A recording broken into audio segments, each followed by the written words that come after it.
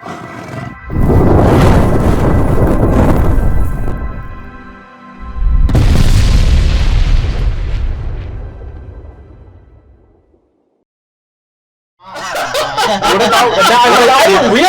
my penis, Larry? What about my penis, Larry?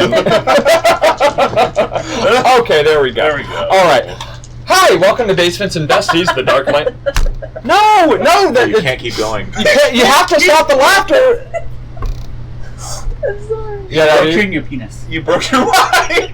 That would be a very short laugh. No. It's a small penis joke there, you see. Anyway, hi, we're Basements and Besties, and this is the Dark Lanterns of Sharn, where we talk about penises all day. Good lord, this is how we're starting off this session. Okay, I'm Will, or this FNGM online on the internet, and I will be your narrator for this game. We are here to play a fun game of Ian Publishing's Level Up A5E. We did learn that we are no longer sponsored, so we are now formally sponsored by Ian Publishing, but now, no holds barred, right? We can say whatever we want. That's why we're talking about penises. Talking about penises. Yes. Baldur's Gate 3 just came out, just to give you some explanation of why we're saying penises. It lets you pick your penis, and I have a little tiny chip on my shoulder at the fact that there is no way to choose a penis that doesn't have a tiny chip on its shaft. So, let's go. YouTube guidelines are still a thing. YouTube guidelines. Oh, wonderful.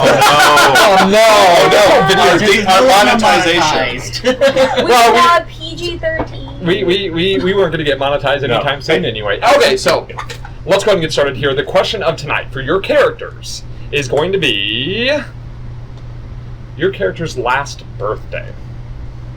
Something memorable or good happened on your last birthday. Tell us a little bit about the best thing that happened on your last birthday. And tonight we're actually going to start with Dennis. My name is Dennis McGowan. I have RJ's the Warforged Adept, who is exploring his place in humanity while being dedicated to the defense of Breland. And RJ's last birthday, he actually took the time to learn how to bake a birthday cake. Here's my question for you. How old is RJ? 6 years old. 6 years old. All right. 6 years old. Sixth birthday, learn how to bake cake. That's about right. You're following the normal human. He was, based on the timing, he was created about 2 years before the Day of Mourning, and it was released basically on the last day of war, and since then has been trying to figure out where he fits in humanity, and so has been trying all these different things, and this past year was the first one that he was like, on his birthday, oh, this is something that they do, and since he's been working so hard on trying to incorporate birthday stuff, he's like, I'm gonna bake a cake. So because RJ is a hardline Dark Lanterns rule guy, right? Like I imagine he brings his own cake into the office, right? Like puts it down at the office lunch table, has 6 candles in, says happy birthday RJ, and a bunch of people kind of just walk by and what is this? we're a spy organization. Yes, and now we're a spy organization with cake. Yep. He equally cut so that we could get equal sized pieces, vanilla on vanilla. He has recently learned that there were better flavors, but according to what he read, that was the most clear and unobtrusive. Wonderful. Yes. He ate. So he ate his own cake. Yes. He doesn't need to eat. Okay. Warforged do not need to eat, but he has actually found that he really enjoys eating to understand flavors. But he doesn't have to. So the only reason he would is for flavor. All right. Well, we're going to move over now to Colin. Wow. We can do Connor first if you want. No, I said Colin. Hi, I'm Colin. I play... my mistake out, so he just listens to I play Brock, the bugbear berserker who finds life a little dull without an explosion every now and then. Brock, his last birthday, he actually shares a birthday with an out-of-action member of the Bear Claws, who is a double amputee named Eric. So he took the time out to go visit him, and they just drank together and shared memories and mourned the lost. Would you like to know a fun fact about office birthdays, by the way? Okay. About coworker birthdays. So, they've run tests, and the odds that you meet somebody who has the same birthday as you is about 1 in 365, Yeah. right? But they have found that when you work with people, like in office settings, Mhm. the odds of finding someone with your birthday is like exponentially higher. And there's not really an explanation for it, but for some reason this is why like most jobs you have, there's almost always some point where two people share a birthday. It's like it just exponentially gets bigger. So this is just that, except with the office being the Braylish military. Yeah. battle. Hey, work is work, my dude. Yeah, right. exactly. Wonderful. Okay. Well, let's go ahead and move over to Sarah. I am Sarah. I am playing Deidre, the human rogue, who is trying to find her place in the world without war. For her birthday, it's a tradition for her to go back down to her, where Lloyd basically found her, took her in, and their group, and they have this game to see who can steal the most expensive item without getting caught. Mm-hmm. But you return the item to a lost and found, oh, you dropped this, and then but the whole gag is to get the item off the person without them noticing, see them looking around and make fun of them for a bit, and then give it back. All right. Well, what on your last birthday? What did you take? I took a pearl necklace from someone's neck, and there was a little bit of a kerfuffle between two men accusing the other of stealing it. And it mysteriously showed up back on the same table, and they looked very foolish. All right. Well, excellent. Well, let's go ahead and move over to Cassie. Cassie, tell us about your character's last birthday. Hi, I'm Cassie. I play Adelaide Oleander, a human bard whose own story has stepped outside her Dragonhawk house. On Adelaide's last birthday, she spent it with her dads and Francis, like she usually does. Francis came over, but also it was the first time that I brought Deidre over to the house. How did that go? Deidre was well behaved with my dad. She was a bit standoffish when it came to Francis. There was no scuffle or anything, but she didn't seem super keen on Francis. So that's when Deidre met my dads and Francis. I just want to throw this out there real quick. Deidre is a grown-ass adult. I am a grown-ass adult. If one of my other grown-ass adult friends ever referred to me as well-behaved, I think I would lose my fucking mind. Dee gets it, though. Dee gets it. She gets it. I've been called well-behaved before. I think you've called me well-behaved before. Fair. Every time you show up to my house with pants on. Well,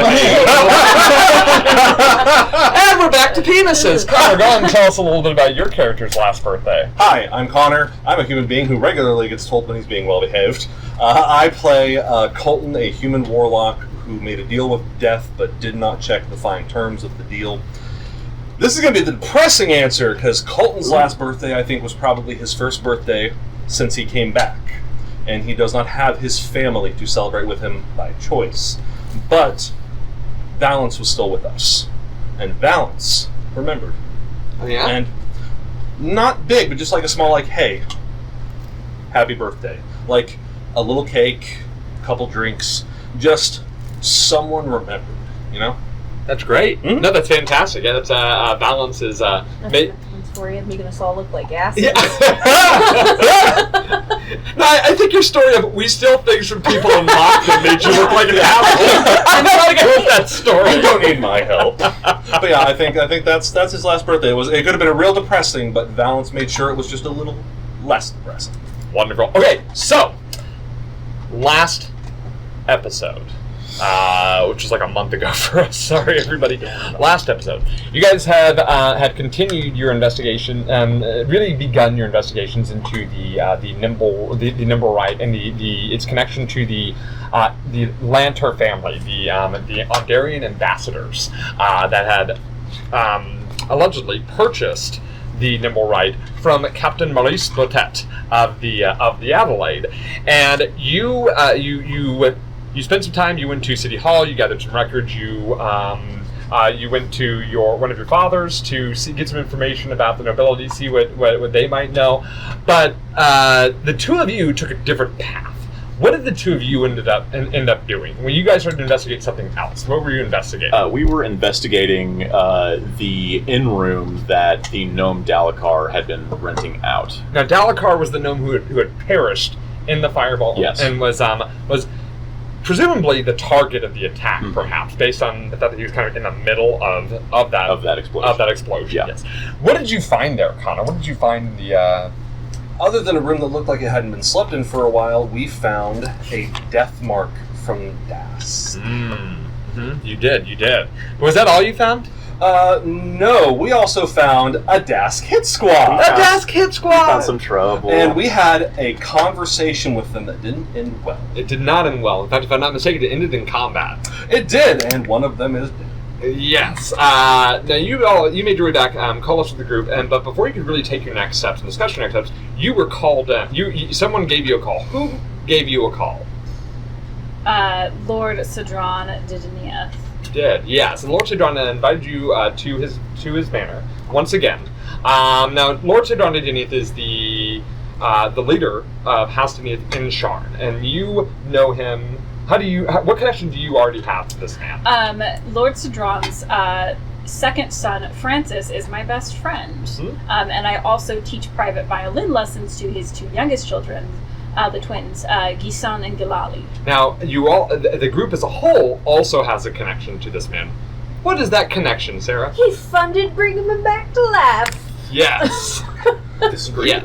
Discreetly. Bringing you back from the dead. Yeah. Now, you went to discuss Lord Chardon, who decided that he wants to call in that favor. Yes. Dennis, what is he asking of you?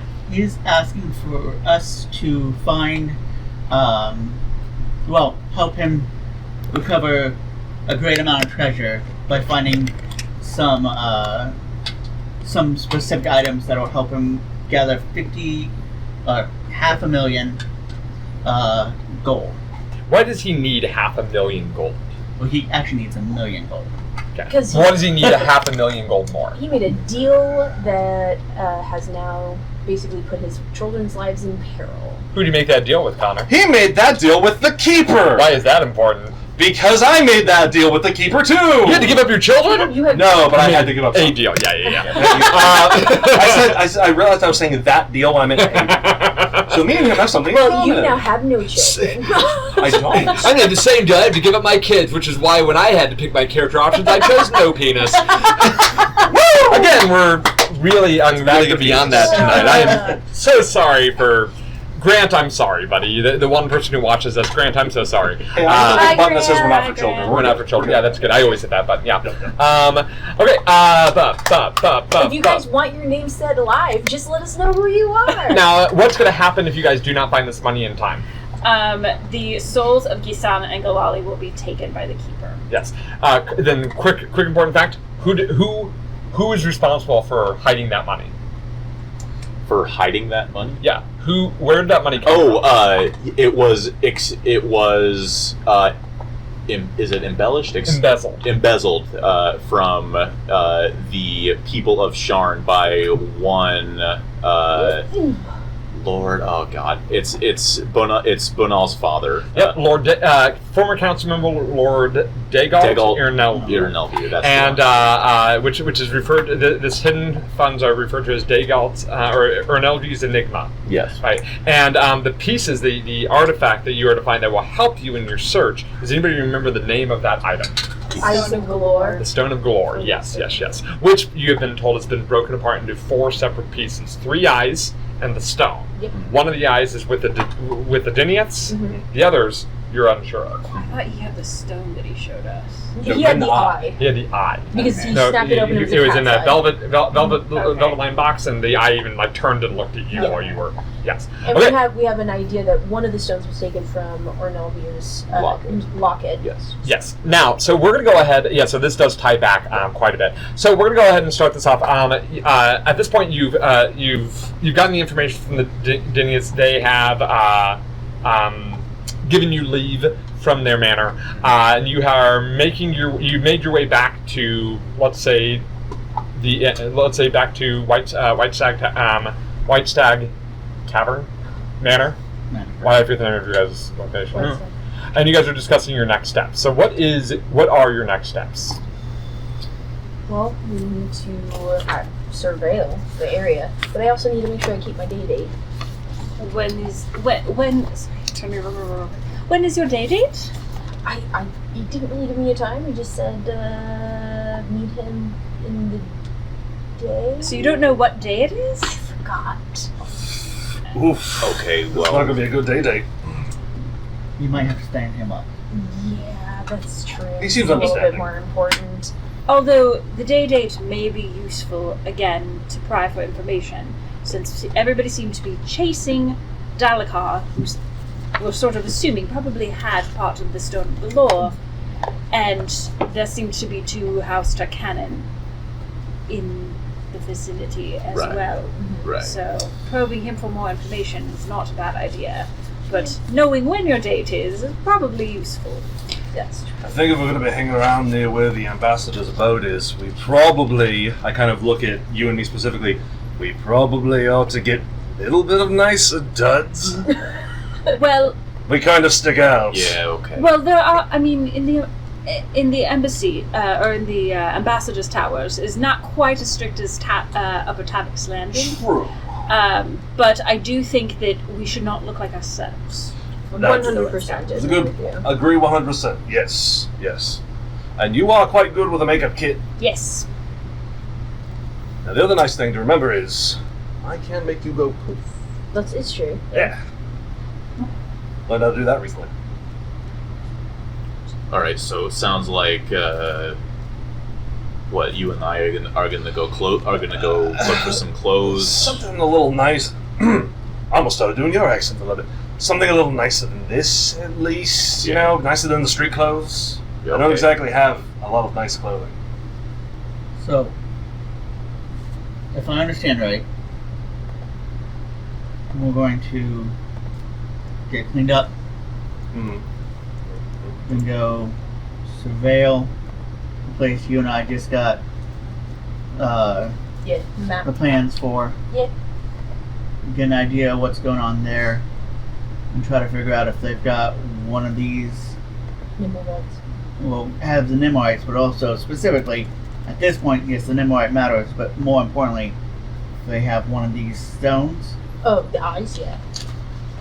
That's now your guys' plans. Yeah. Yeah. An important piece of information you should know, it's about midday at this point. Yeah. Oh, so it is middle day. Alright. I will. How long is it going to take you to put his disguises? Because it is sun up right now, and even if we're just surveilling to at some point go in, it's not going to be safe to go in with sun up with all of us. And if we're just surveilling, we want to surveil when we would be going in. Do I know how long it would take for me to disguise other people? Shouldn't take too long, probably about 20 minutes of work, you think. For all of them or for each person? It could take about 20 minutes of work total. Okay. So Oh yeah. All right. All right. Yeah. Yeah. So So the time that we're going in is what around twilight. Yeah, that's all right. Sun starts going down. Yeah. Okay, so you guys are going to go in at night then. The Fine, issue yeah. is that it's going to look a little suspicious, right? If the streets are empty and we be wandering around. Damned if we do, damned if we don't. Gotta make the call. I don't think we need to do it at twilight. I think we need to have populace in the street a little bit. So I'm saying slightly early at dinner time. Still, if people moving about the street, doesn't look odd to have people hanging about, watching entrances. It's a good point. One thing I feel I should point out to you, and this is not to tell you when you should, because I have plans either way, but for those of you who, whether you have dark vision or not, you will, if you're doing eyesight-based surveillance, if there's any portions that are not very well lit that you're trying to get information on, remember you will suffer a penalty on that. Even if you do have dark vision, unless if you are within that 60-foot range of what you're trying to look at. So Very true. just want to make sure that that's mentioned so no one's surprised by that. A little before twilight may be a good idea then. Yeah. None of us have actually been to the neighborhood around this place yet, have we? True. So we don't know what kind of businesses or. I'm not from this specific district. I'm from Dragon Towers, but Correct. it's 2 districts away. Have I ever been in the ambassadors? Probably. Okay. So, do I know what kind of people would be around this area? It's a pretty busy place. It's a lot of businesses done there. Okay. So the business is pretty wide. There's sort of a more of a plethora. Again, it's not quite the same as like up at Tavik's Landing. More people milling about, more businesses. So A lot of probably businesses. It's a busy district. There's Yes. a lot. There are people running back and forth. A lot of people. Streets are typically filled with people. Whether they be sightseers, whether they be people from the district or working in the district. There's a lot of business that happens there. So it's not so much that we need to change to look for everyone to look posh. It's more that we need to change so we don't look like ourselves, so Right. we can't be clocked as easily. And I will take this to point out, please remember, at dealing with this level of people, we are now entering into the level that if we do something that bends or breaks any rules or laws, penalties are going to be much more severe than if it was a lower status. Don't suplex the nobility. I get it. Well, Yes. it's not just the nobility, yes, but also not citizens of Breland. They're on Darren, so avoid, potentially an onslaught on foreign. Yeah. people. It is a national incident. Yes. Paperwork will not save us on this one. No. You will be in jail, and the commander will not be able to get us out. Don't worry about it. It's going to go off without a hitch. I think Delft will beat us with his cane. Sounds good. So Yeah, we'll let's leave go it ahead. there. Let's go ahead and go with. Are you going to be going there during the daytime or the nighttime? Early, like we're going to Daytime Day. or nighttime? Daytime. Okay, wonderful. Okay, sounds good. And then you want to go. You want to get disguises? Yes, Correct? so I'm going to disguise everyone with my disguise kit. I'm going to actually, so when I do myself, it looks like I'm taking out my compacts, but I move, like it's already on my, I've already done it. I'm using my disguise self ability, which will last for 8 hours because I'm going to do it at 2nd level. Wonderful, excellent. Okay, so what we're going to do now is Cassie's going to roll disguise checks for each of you. If somebody here is proficient in disguise kit, you may assist this. If you're not proficient in the disguise kit, I am not. okay, so you may assist. So you can roll advantage, and then she's going to give you the number, and you need to keep track of your number. Does my proficiency in disguise kit give me a D4 like my violin does? I don't know if that works. Proficiency should. I don't know how the bard would work with that. I know that proficiency is you have your proficiency modifier to it. Okay, That's so what I know. so then what am I guess roll Charisma. just straight charisma. Charisma plus your proficiency modifier, Okay. which should be +2 at this level. So 5. Oh, sorry. I guess I'm starting here. 13. So 18. Cool. And what I'll do is as you get your number, so you can give them their numbers. But what I want you to do is I want you to tell me a little bit about what you look like now. Okay. What's the general vibe you're going for? So you keep rolling for everyone else and just let them know the numbers, and I'll start going through. I think Nat 20. So 25. she has used a little bit of like putty or plaster to mask some of his scars, and also like put a little bit of, I don't know, maybe chalk or something to give him a little bit of like a little bit of graying, kind of like a. I don't want to describe him as a silver fox bugbear, but that's he looks a little bit older and more distinguished. Okay, so general vibe is a kind of older, distinguished bugbear. Yeah. Excellent. What's your general vibe that you went with? Because he can actually wear full, since he wears full clothes, he's got everything covered. So she just had to do his face, and somehow she actually has a makeup that she's able to cover enough that actually makes him look flesh. So when covering, she actually gives him a flesh tone over the wood that actually makes him look human-ish. So probably like wearing like a hat to kind of disguise some Funny enough, features. she actually, as she was doing that, he realized she has a wig that actually fits him, and it goes over the dent in his head, so it actually even covers the head. So he has hair and flesh. So okay. So just so we're clear, you are saying that she made you a completely different race altogether. As close to it as possible. It looks off, but it's close. She got a 20, so it was a 25. Yeah. So we're all on the same page. If you change race, you actually have disadvantage on that roll rather than advantage, because we're talking about a whole. No, that's fine. That's fine. If it matters, I only rolled once because I rolled the nat 20 for him, so I don't know if that helps. I'll take it. So great. So yeah, she manages to make you look like some entirely different heritage. That's amazing. Okay. She's taking the opportunity that she's been waiting for so long to make Dee look exactly how she wants her to look on her date and how she would like to dress her up every day. Date night Dee. Okay, wonderful. Okay. So first and foremost, a skin tone that is above slightly worn corpse, so nice, much more tannish kind of skin tone. I imagine the hair, rather than just being ratty and kind of pulled back, probably has a little more volume laying down, a little more like I clean up every day, and probably did a nice job of helping trim up the beard and covering some birthmarks. What's the general vibe? Businessman out on a stroll. Businessman out on a stroll, wonderful. And what about you? What's the general vibe that you were with? So I look, instead of my 27, I look about 18.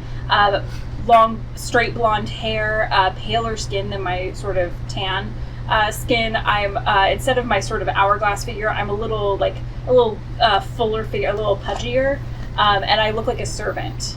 Going for the servant, excellent. Yeah. And I didn't actually ask you, what's the general vibe she went with? Very almost like merchant business, like it's I call it a day trader look, but the equivalent of it in this, so kind of cleaned up and business like, short hair, kind sure. of square. And what race, by the way? Human. Okay, so businessman. Okay, wonderful. All right, excellent. So, remember your general vibe of what you're going for, and okay, so you guys then head to the. Oh my gosh, where are you guys going? Ambassador Towers, right? The flags of most of Corvair's nations fly in this district, here in the middle central plateau. These flags hang in front of monumental embassies embassy blocks in this district. Crowds that permeate this district include people of all races and many different ethnic backgrounds. So you, even though you're still a bugbear, which often sticks out like a sore thumb, this place, not so bad. Not so much. In fact, you even said there's a Dargoon embassy, as they have been recognized as a full-fledged nation. So you see that there are a number of hobgoblins, bugbears, and goblins in this district as well. Yeah. So, where you are headed, where you're seeking to end up is, I literally just had all my notes and then just buried them in other things as I was fiddling here. Okay. You have arrived during the day. So the Lantern Villa, which I believe has also been called Dragonhawk Villa. Mm-hmm. It sits in the middle of this upper class residential type neighborhood. The streets around the villa have pedestrians and coaches traveling all through there. The traffic in this area seems pretty heavy. The compound itself, if we want to switch to the battle camera real quick, the kind of explain, this is an approximation, not a square by square replica. But sort of imagine there's roads kind of surrounding this here. This is the villa itself. You can see there are high walls surrounding, about 20-foot high stone walls. Surrounding, you can see there are a number of buildings that kind of give some vantage point. There are some buildings over here too, but Dennis needs to sit there, so I didn't put any there. Theater of the mind. Dennis is a human being who deserves a spot to sit. Here's a tower. Do I? You see 12-foot high. The estate is enclosed by 12-foot high stone walls. There you can see that the villa itself is a 2-story affair that peaks up over. So at this point, you're looking to do some on-site surveillance. So let's go ahead and kind of talk about placement and kind of what you're doing and what are you doing during the surveillance, and how are you accomplishing that? How are you attempting to accomplish this? So who would like to go first? Well, I think what we first kind of agreed on was having a very good, ability to perceive things. I'm going to be kind of a front watch lookout. So I'm going to try and keep an eye on traffic going in and out, and I'm also going to be using my power to grant invisibility to D. Okay, so you're going to be so you said is it you are doing this? Okay, so you're going to be posted up to someone front, trying to keep an eye on like the front gate, right? Okay, excellent. There's directly across the street from the villa, there is a cafe. Oh, perfect. And there's also a townhouse. Oh, perfect. Okay. So where do you think you would be going, spending your time there? I think going to the cafe would make sense since I'm looking for that casual kind of, I'm just out for a stroll look. Okay, wonderful. Okay, so you could have spent some time at the cafe, excellent. Yes. And kind of keep an eye on there, kind of trying to blend in with the crowd. Mm-hmm. Wonderful. Okay, what about you, Colin? On the opposite side of the estate, there is kind of a stable entrance and what looks like a servant entrance. What sort of businesses are there on that side? It's actually back alley. Oh, really? Mm-hmm. Okay. You have like the backs of buildings here. But really it's more of like an alleyway, like a servant street. Okay. Would it be possible to post up somewhere that is like at the end of that alley, kind of looking not he doesn't want to be posted inside of the alley because that'd be weird. But like, is there anything that gives him a good vantage point looking down that alley?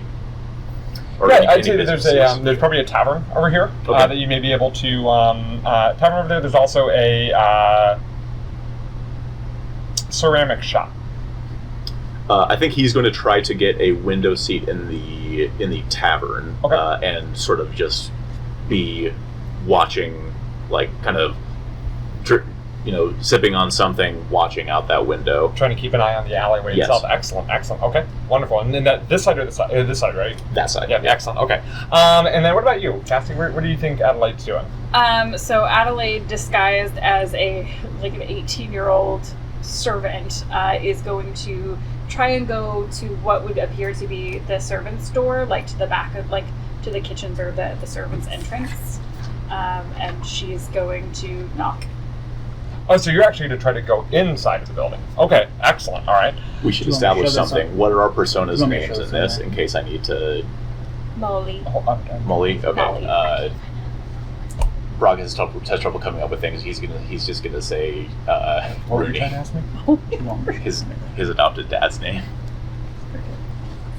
Okay. All right. And then what is Dee doing? With Colton's aid, she's going to go invisible and then scale to get to that upper balcony and try to get into the building. Okay. Top floor. So you're going to try to get inside the building. Aye. Invisible. Okay, wonderful. Now, that invisibility only lasts an hour. I will say this was intended to be kind of an amalgam of hours worth of surveillance, but this will be a very specific amount of time for that. Right. So this will be part of that. We'll have to. That'll be okay. Interesting. What are you doing? So that the same back alley that he was watching, I'm gonna make sure it's clear. I'm gonna use the space back there to scale and get up here and hide up here so I can surveil this space specifically to watch this space in here, and also the door she goes in to make sure nobody's going in and out once she goes in. Make sure I understood what you're saying here. You want to actually scale the building itself, and you want to be on top of the roof of this building? Yes, hiding around and around the spire. During the daytime. During the daytime. Is there any space up there that would give any space to hide? You don't know yet because you guys haven't really. You don't know much information about it. So what you could. So I have to take that in. That's a very brazen thing. So I'm like, okay, because there are guards and such all around and such. So having somebody up on the roof, that's an okay.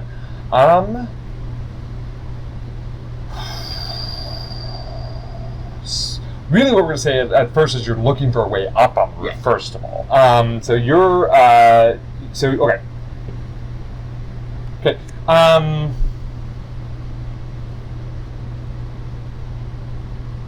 Trying to think about this. Okay. Sure. All right then. Okay. Let me think about this.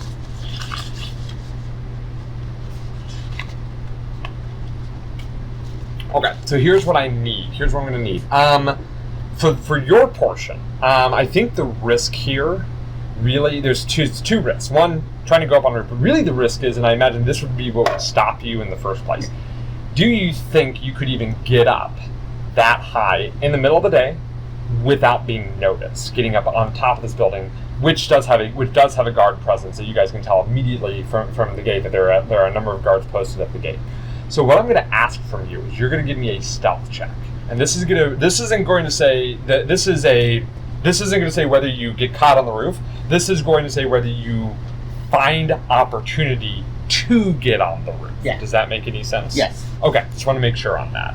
So go ahead and give me a stealth check. Let me see.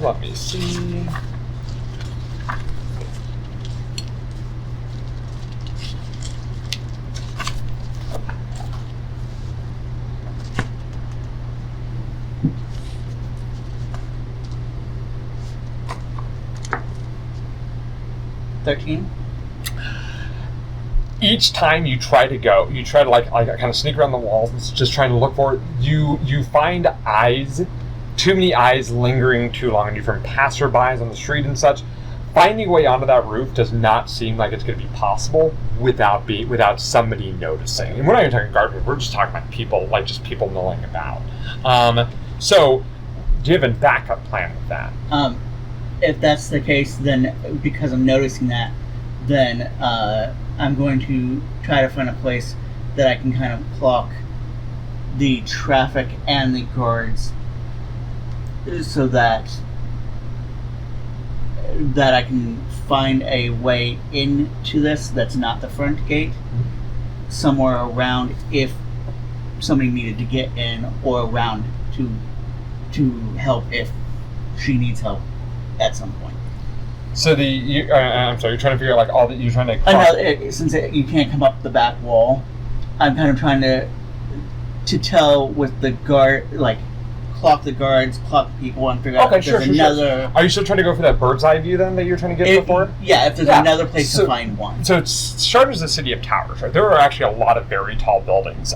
So some of these, like for instance, that townhouse I mentioned is a 3-story townhouse across the street, and a couple of other places where you may be able to get on the second or third floor to be able to get these vantage points that you want. So my biggest question really is, from which side do you think you're coming at? If 1, 2, or 3. If possible, is this one tall enough to see over this wall, or is this actually the height of it? That's about the height. That's a 1-story building. Okay. Then I'll probably go that one. Okay, so you're gonna head over here. This is a nice looking townhouse that you can see, and you're gonna start heading over there. And what your goal is are you going to try to get inside and go to the second floor, or are you going to try to scale that? Because you'll have the same issue as you did before.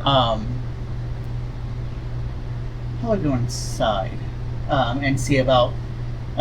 You said it's a town.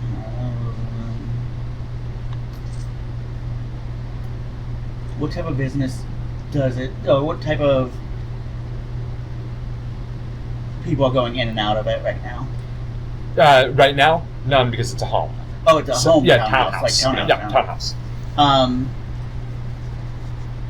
Does it look like the residents are in? You'll have to find out. Okay. So so I'm gonna try. My answer to you is I'm gonna try to see if I can get through inside first. Sounds good. Wonderful. Okay, so let me go ahead real quick, because Sarah, we're going to spend a lot of time on you, because you two are trying to get inside the actual building. So what I'd like from Colin over here, since you're posted on this side, kind of keep an eye on this side of things. Yes. I need a perception check to represent what you are able to see and notice. Connor, what I need from you, and both of you are at ground level. I need you to also make a perception check. Sure. Yeah. Ooh. Hot diggity dog, Colton. I'll take it down. Got about one. Starter. Other made a difference. That's much better. Very. 16. 16? Nat 20 for a 25. Wow, at 24, 25, that's wonderful. Okay, wow. Yeah, wonderful. Okay, so a couple of things here. I want to talk about what you guys noticed. Okay. From your vantage point. First of all, from your vantage point, you do note that there are two guards. That there are two guards on that front gate. Every so often, you see another guard kind of come up. It's a wrought iron gate, but it's a 12-foot kind of encased with a stone wall. Wrought iron gate. At this point, you do note that that at any given point, you do see a guard change after a bit, but two guards seem to be posted at it during the daytime.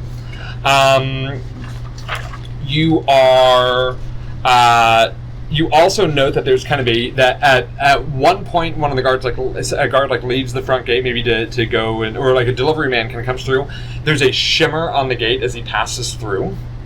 There seems to be some sort of enchantment on the gate. You're not quite sure how that enchantment would work, but you did note that the guards seem to be unaffected by it. But the courier had to wait until the gates were open until they were allowed until they would go through. Okay. From your vantage point, also, you are able to see that there is a second-story balcony, encased by a large iron railing above the mansion's main entrance. You see the balcony is about 20 feet above ground level, and about 20 feet above ground level. So. One thing you note that you can see is that the second story seems to have windows. Though from your vantage point, though you that's about all you're able to tell. But that seems to fit in line with what you've seen on those blueprints that you had before. What you also notice. This is important. You are not the only ones watching this manor. You realize this quickly. With your check, and I'm going to tell you some things you notice too, because you notice some others watching.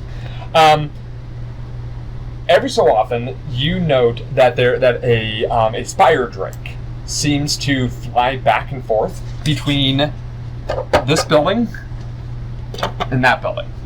At regular intervals, this spire drake. Now, spire drakes are not a uncommon sight. These small, kind of like dragonling creatures that live roost in the spires of Sharn. But you notice that that there seems to be this regular pattern forming of these two.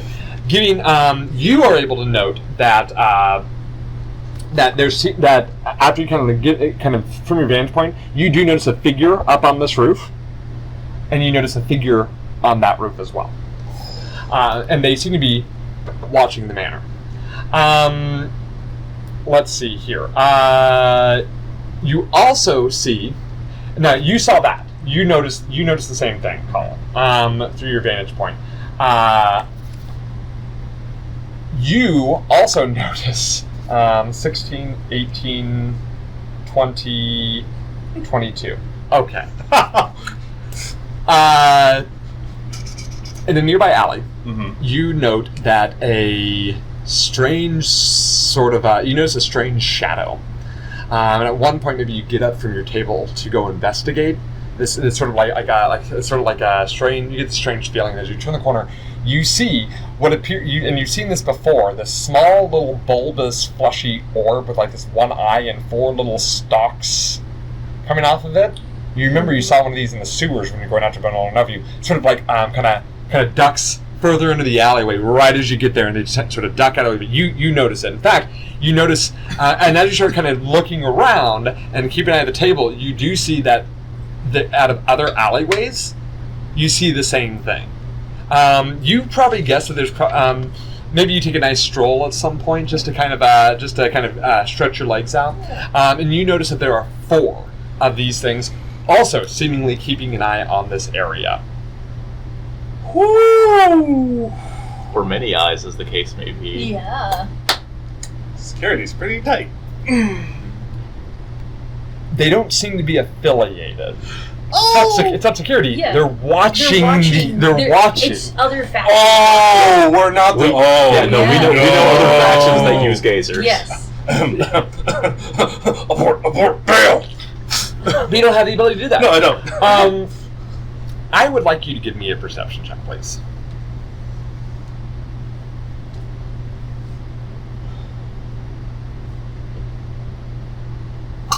Yeah.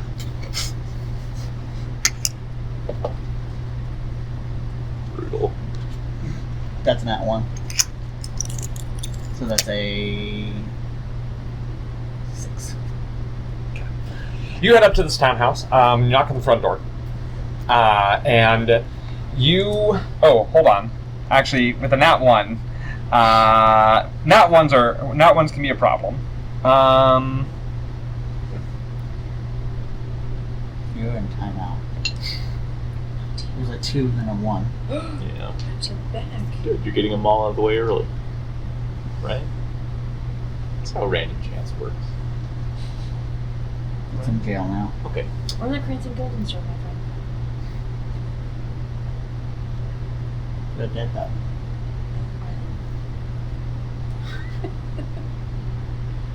Okay. Here's what, as you're walking down the street, you start humming a human tune that you have kind of doing what humans do, and start humming a tune. That tune gets stuck in your head. You cannot benefit from any expertise dice that involve intelligence or wisdom. Oh shit. Yep. Because you now have this jingle that you got stuck in your head.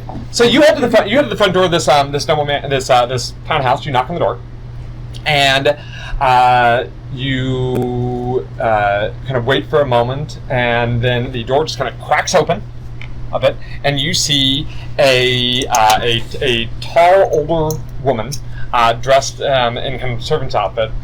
She's probably about like 6'3", sort of looking at you, and she goes, she has that kind of graying hair, a kind of one of those servant's aprons, they're the classic classic servant garb, and she kind of looks at you and see like this crack in the door, and she goes, I'm sorry, may I help you? Yeah, I'm a housing appraiser, and I was looking at your townhouse. I wanted to see if I could give you a free appraisal. Oh, I am sorry, the master of the house is not currently in right now. Do you know when he'll be in? It should be sometime later tomorrow, perhaps. I believe he's out of town on business. Well, since it's free, can I do a quick once-over and leave it for him? Go ahead and give a deception check here. Let's see if she's buying this story. That's a nat 20 plus 1, so 21. That's a better dice. And I am dressed as a businessman. Yeah, the inhuman features are actually helping you in this case because it really completes the appearance of a housing appraiser. And that human tune you're humming.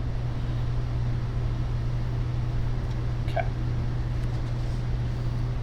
This is gonna get me killed, please. No. You'll So my acting is going to get bad on this, That's okay. but I'm going to explain. I'm Acceptable. going to say it, and then I'm going to explain to you what happens here. She kind of furrows her brow, and she says, and in a very irritable voice, says, "I have already told you that they are not here. Please leave." And then she closes the door. But you notice something. Her accent changed when she got angry. She had a kind of an Ondarian accent for a moment, when she had first entered the door, which makes sense, it's an Ondarian embassy block. But as she slammed the door in her face, her accent turned more Syrian.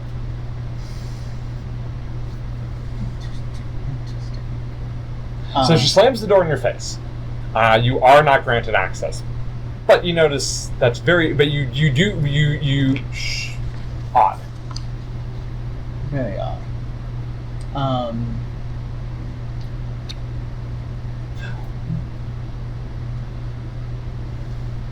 Doors here.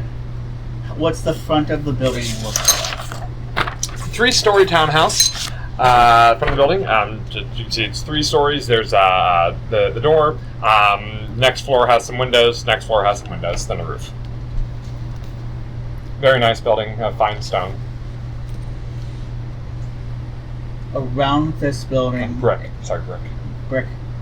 Around this building, is there any alley that's not forward-facing the people? There are alleys. There's spaces between all the buildings. And is there any windows on the ground level? You're gonna try to sneak around and take a look? Yeah, I'm gonna mosey around it. I'm just gonna kind of walk off like, oh, I got turned away, and kind of do an assessment as if I was housing assessment, but not get closer and just kind of do a walk around of it. Sure. Just kind of. Okay, so you're not trying to hide your actions, but you are trying to. You're again trying to kind of stay with the facade without. I love it. I want a performance check. Charisma, performance. I have that. Yep. And this will be acting specifically, because you're acting as a appraiser would. 17. Okay, wonderful. All right. As you're moving around, you do say that there are some ground floor windows here. All of them have the shades drawn fairly tight. Give me a perception check while you're looking around.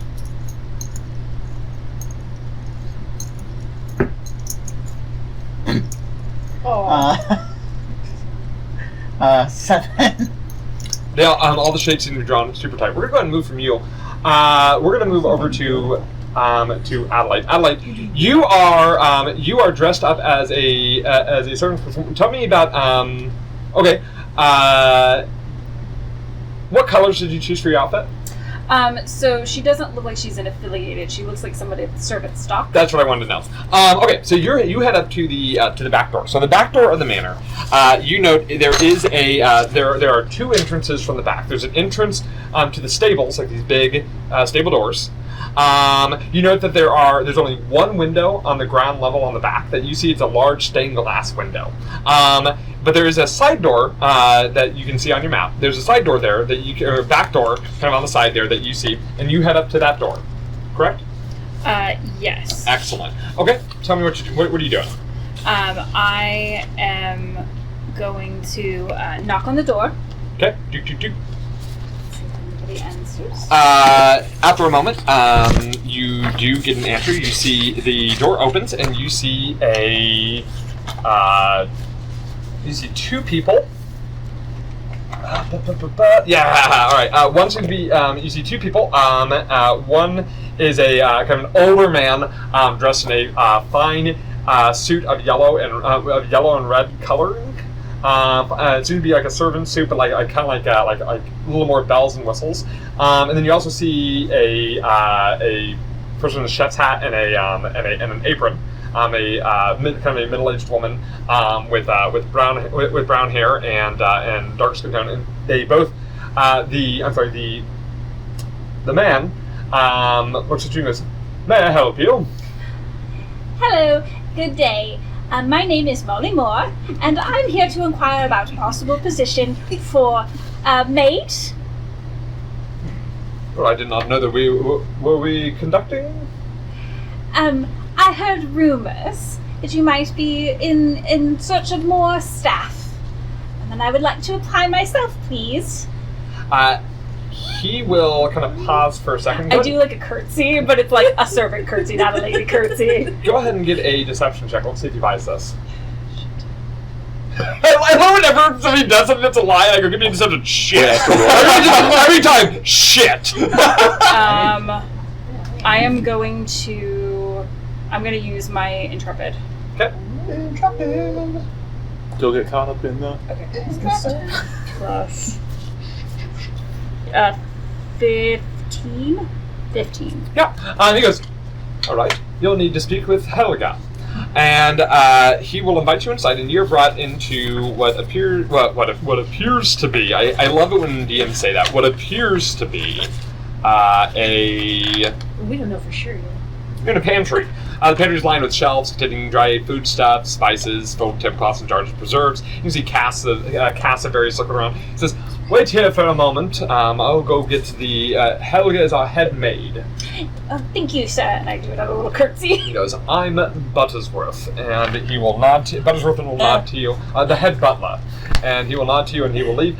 You are left with a cook who kind of stands there, so kind of keeping an eye on you. Like she's moving through the shelves, but you can tell that she's kind of keeping an eye on you. She goes, "So where are you from?" My family lives in Lower Tavik's Landing. I meant, what house did you work for before, dear? I've not worked for a house before. I find my family in need of work, and I'm the only one able to work. I'm gonna sort of look like I'm trying to hold back emotion, but like I'm maybe gonna break down into my own personal trauma. My mother's unwell. My father was taken in the war, and I'm married, but well, Rooney didn't work out. He's a bit of a drunkard. Go and give me a performance check. Let's see if she buys this act. Okay, that is 17. Yeah, she goes. You can see that she's totally buying this. She goes, while we wait, she goes, "Oh, that's a terrible story. You look like you haven't eaten in days. Let me go ahead and feed you something, dear. Thank you so much, Officer. I didn't get your name. They call me Chef Anna. And Chef Anna will take you, will lead you through a nearby door into a large kitchen. And she'll sit you down at the kind of kitchen island, and she'll start loading you up with food while you wait. And she's just she starts going on about her own troubles and about how she has a cousin who also was a drunkard. And boy, oh boy, does she know that story. She starts giving you some bread. Okay. While you are currently waiting in the kitchen for the head maid. You're trying to break in. Okay, so you have turned invisible. What's your approach? I want to, with him seeing the shimmering walls, I'm going to try to scale, like... That he learned that over hours. Oh, over hours. You guys didn't stay together, so you got turned invisible at the beginning of this and then ran. So the gates remain closed, yes. And there's 2 guards on either side, so I'm going to try to still scale the walls. You're going to scale the walls. Okay, wonderful. So what I need from you, first of all, even though you're invisible, you still have to roll a stealth check. Right. So go ahead and roll me a stealth check. I'm going to give you advantage on this for the invisibility. The dice that rolls forever. Cool. 19. Yeah, okay, so you seem to be pretty undetected. So to scale the wall itself, I need you to, do you have, so these are sheer walls, right? So they don't have like handholds throughout. So you're looking up at these walls. How are you, there's no handholds really. It seems like you're going to probably need special like climbing equipment. Do you have climbing equipment? I do not have climbing equipment. Okay. I know that for sure. Okay, you might be able to make it up then. I need you to give me an athletics check. Athletics. That's the first one. That's the page I was started writing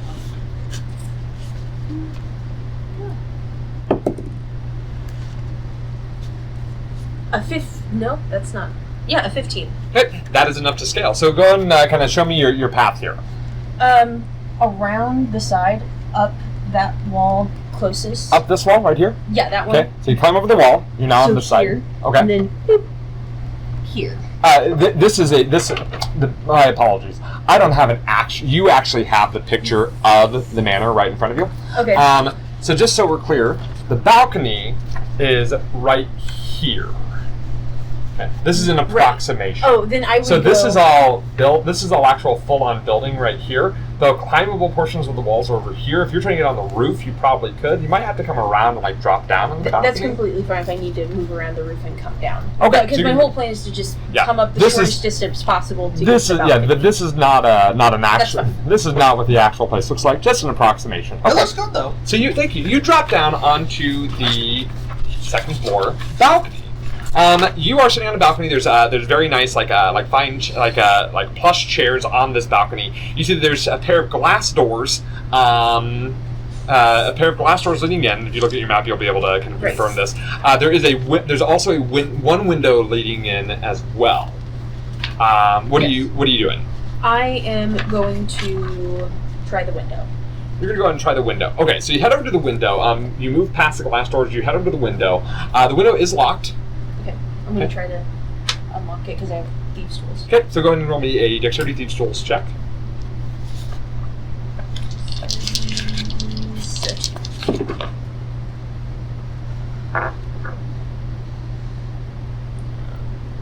What my brain's not like 15.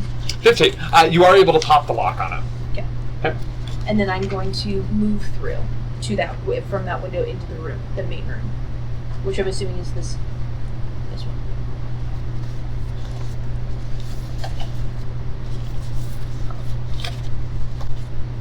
Uh-oh. I didn't check for traps. You didn't check for traps. You didn't listen at it. You just said, I'm going to barrel on it. So, okay. That's cool. I'm imagining it's a window I could see through it, but you didn't. No, there were curtains there, but you open the window and go right on through. So here's what happens. You get to, that is G16. You find yourself standing in what appears to be the master bedroom. sweet. You see that there is, from where you're standing, you can see there's like a chest of drawers where you are. I'm sorry, mahogany wardrobe that is kind of back here. You see that there's like a mirror sitting back here next to this window. This may be where they stand to get this little alcove. Maybe where someone gets dressed in the morning. You, as you enter, you can hear that there are definitely people inside. You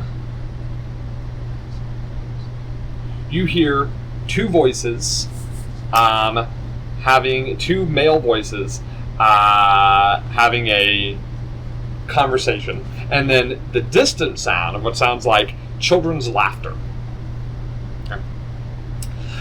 In the main portion of the room, as you kind of look around the corner there, you see that there is a large, rough-looking half-orc man dressed in yellows and reds. Presumably the house colors. It looks dressed very similar to the guards, except for there's a star emblazoned on their armor there. This half-orc, and you see standing next to him is a very handsome, well-dressed, well-groomed man. By the way, here's the half-orc you see. And then here is the very well-dressed man that you see. With blonde hair, blue eyes, looking very Yandarian. And he is... the blonde man says, "We need to double the guard. If they could be coming at any moment, the fucking thing blew up an entire fucking market. I'm surprised we haven't had our throats slit. I already told you we're doing the best we can, Lord Elanta." He goes, "Please, you can call me Elias Rabaz. You don't need to." When my brother says he has it handled, but I don't know if I necessarily believe that he has it in hand. "Well, so your brother seems to be very capable man." He goes, more than you know. It just seems. Wait, why would the fucking thing just? Why would you do that? And you notice that there's a silent third figure in this room. You see a construct made of like golden plating, wearing a red tabard and a big red floppy hat, a big red feather coming off of it, with a kind of a sword for an arm. And you notice that its face kind of stylized in this like very stylized pointy goatee with this like metallic mustache kind of twisting off of it. And Lord Elias is yelling at this thing. "Why would you do that? Why would you even? Were you even thinking? And the construct says nothing. But it does very obviously hang its head in shame, like, and Hermes goes, I don't know if it can talk to you. I know it can't speak back to me. Hermes, I'm just very stressed. I'm very, what will the, goodness gracious. We should pack up and move. No, you should listen to your brother on this one, sir. I'm telling you, no one's gonna trace this back to you. Yes, all right, fine. So he's having a panic moment, but you see that there's the nimble rider right there. Okay. What do you do? We're gonna come back to you. You're in the kitchen. Actually, I'm sorry. We're gonna go back to you, RJ. So RJ is you've done it. You don't see really any way to look into this particular building. You're now kind of investigating this townhouse. So this one is all the way on the side up, right? Yep. On the side of one side of the building, so another building on this side, and do I see any? This is a nice place, area of town. So I assume there's no trash of any type, specifically like metallic trash, flat pieces of metal, flat rocks, anything like that. It's not really like trash is lying around. There are like dumpsters in the back where trash may be left, but it's not like scattered all over the place. Yeah. Like on it. Sure. Yeah. Okay. There's nothing. I'm gonna go back and take the lid off and come back to the side. I'm gonna prop the lid up to one side. I'm gonna use my mathematic engineering. I'm gonna figure out the angle I need to use to do this. I'm gonna try to shoot one of my needles against it to go up and just ting off the window. I'm not trying to break through it, just ricochet off to make a sound upstairs. To try to have her have to go upstairs. I'm gonna listen. If I hit it, if I don't, then. But if I hit it, I'm gonna listen to see if she goes up, and I'm gonna try to sneak in the door. What does mathematical engineering let you do? It says engineering and it says mathematics. I know the spell. Sure. The skill, mathematical. Yes, yeah, not the spell. Sure, go ahead and give me a. Well, okay, yeah. So I'm taking a shot with geometry. Okay. Go ahead and give me a engineering mathematics check. Let's see if you can get this angle just right. And you said but I don't get the 1d4 because of the thing in my head. Because you're listening. You have the song stuck in your head. Well, that is an at 20, so I don't need the 1d4. Wonderful. So I kind of prop this up against the wall. You take I still have to shoot though, don't I? Or sorry, I apologize. You kind of aim your little dart there and ting ting. It's the same check I would have given you if you said I'd throw a rock up to hang out the window. So but I like your explanation, so I gave you an engineering check instead. So ting ting, and the curtains immediately there are curtains. All the windows are closed by curtains. Actually, I want to tell you two things. I'm so sorry. When you open up the trash bin, the trash is empty. There's nothing in there. The second thing is when you do this, the curtains open for a second, and you see as far too soon than somebody would have had to go up the stairs. So there already was somebody on the second floor.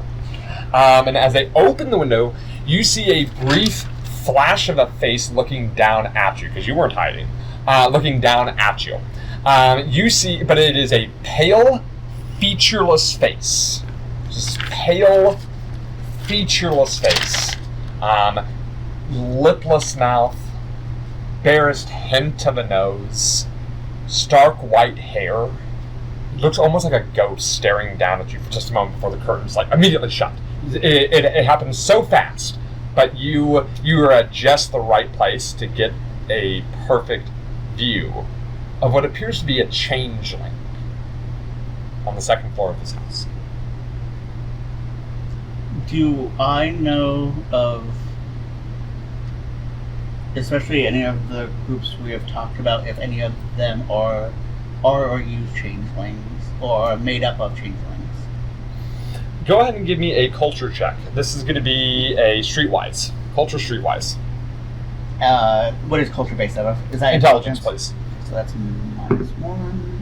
13. None of the groups that you have heard about from the other group involve changelings at all. Okay.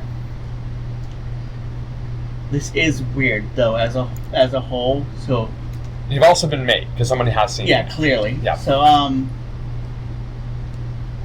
I am going to ditch my space here because I am made.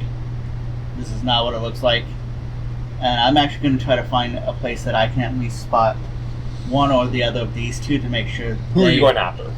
You know where they are, so you tell me where you're going. Him, to make sure that he's still in place, because now there's other pieces on the board. Sure. So you go ahead and go and join with Colton. So the headmaid Helga comes in, and by this point, Cook Anna is like so involved in the story that when headmaid Helga comes here, she kind of pulls her to the side for a second and kind of just whispers in her ear like very emphatically, and you hear Helga make like kind of just mention. You hear the phrase soft spot mentioned, and Helga, who is a very very prim-looking older woman, she reminds you quite a bit of your own major domo Gilladune. Human woman, gray hair, pulled back in a very tight bun, dressed in the reds and yellows of the house. Presumably, she comes to you and she says, she sits down. She's got a weathered face, but and a stern demeanor, and she says, Anna informs me that you are in need of a job and have very little to no experience in the field. Yes, and that's right. I've never worked before, but my mother is ill and cannot work, and my father died in the war, you see, and my husband has proven a drunkard. Yes. I don't need to know the entire backstory, young miss. Unfortunately, this household runs a very tight ship. The process for interviewing can be at least a month. As we go through background checks and such, we can't have just anyone coming into the ambassador's home. And I can. And where's your accent from? I assume that's Bralish. Yes, I grew up in Tavik's Landing. Well, what you may not know is that the twins Lanta do prefer to hire Ondarian staff here. I see. Yes. Sorry, that's the Ondarian accent is now super annoyingly British. I was going to say the Ondarian prefer to hire Ondarians. Now, and I can give you some references if you would like of great places that you could consider going to, and I can allow you to finish your meal. But unfortunately, we would not be able to hire someone with no experience here in the Lantern Villa. Too many idiosyncrasies to have to deal with. And somebody would need quite a resume to be able to prove to me that they'd be able to handle such a job.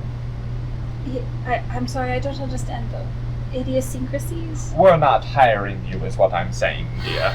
And she kind of pats you on the leg and goes, but Cook, Miss Anna will make sure that you're well fed, and perhaps to get a care package for her to take home to her husband. Nothing with alcohol, though. And kind of goes, and Helga will apologize then. As she leaves, you see that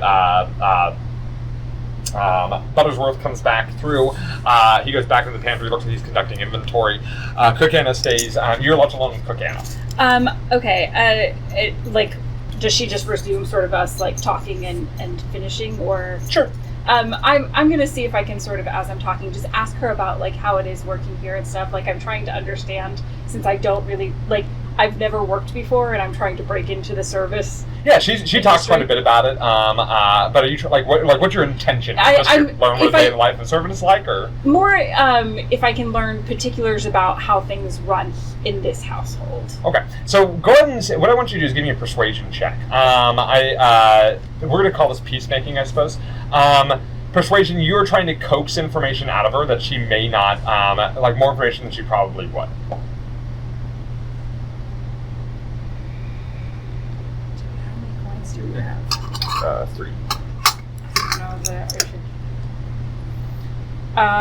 I won't. 14. 14. Okay. You are.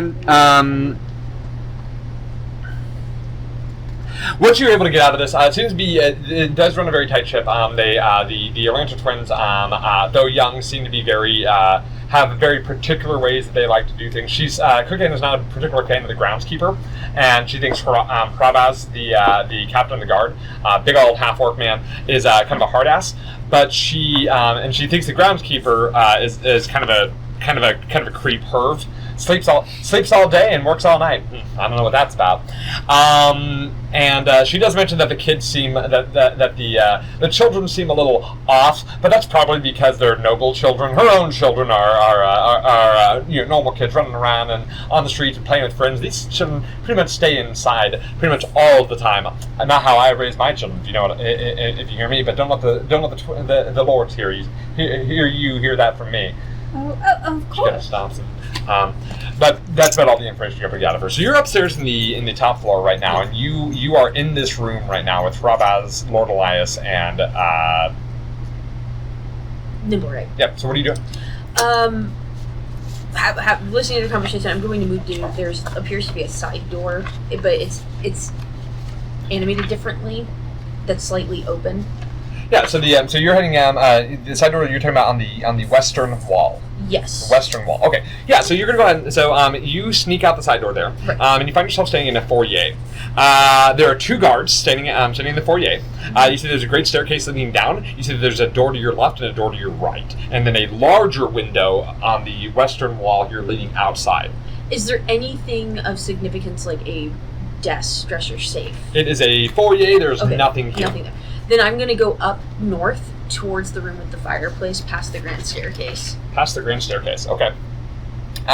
You go right past the guards and move into you move up to the door there. The door there is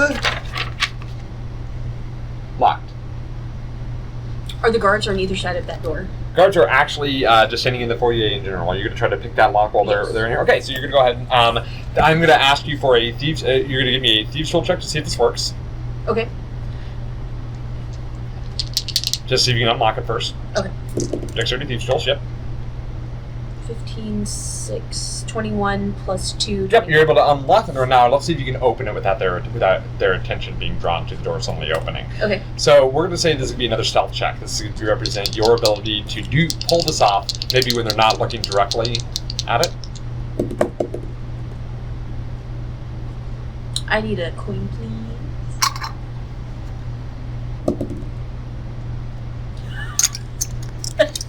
Oh, boy. 7, 9. The door opens, revealing a very large, what appears to be ballroom. Looking in, you can see gilded mirrors, tassel tapestries, and stained glass lamps festooning the walls here. But before you can really get a good view of it, you see the two guards kind of look over and goes, "What the heck?" And they start moving towards that door. What do you do? Both guards. Yeah, one of the guards is coming right over here. I'm going to, seeing that it's a ballroom, I'm going to dash past them to the bottom room. That bottom, south. To the south. Skinny South. room. Yep. Okay. So you're going to move, and you're going to try to open that door Yes. and go through it. Yes, once they're at the One of the guards is going over there. So you're going to wait till that guard gets to that door, and then you're going to try to sneak around them. see if that door is locked. Okay. You give me a stealth check. Let's see if you can get by this guy. I'm noticing. He's good. Ah, damn. You are no longer, by the way, using advantage. I know I'm not rolling Okay, anything. all right. I heard 2 rolls. Coin, please. Expertise.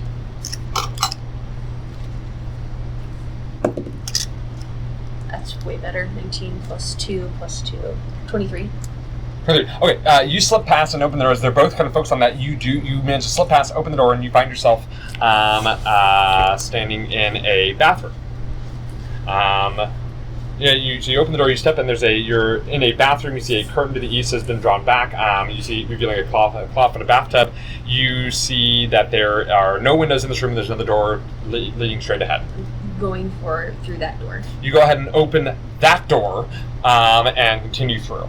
You then hear a voice behind you saying, "Wait, what's this?" as they come to this now other open door. One guard is now moving the barn, one guard is now here, and they're noticing that doors are starting to open left and right.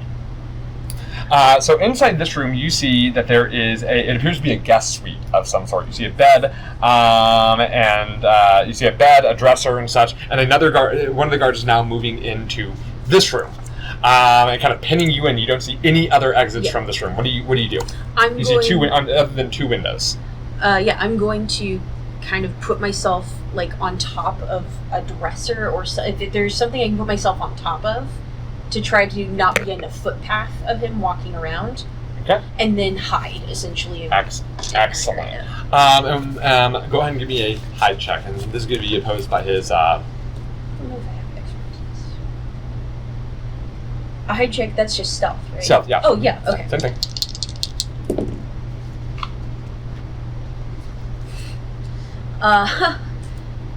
What's the number? Do we have any more points? Mm-hmm. I would like one more point. Okay. So much better. 18, 20. Okay. Hold on, it's cocked. Ooh.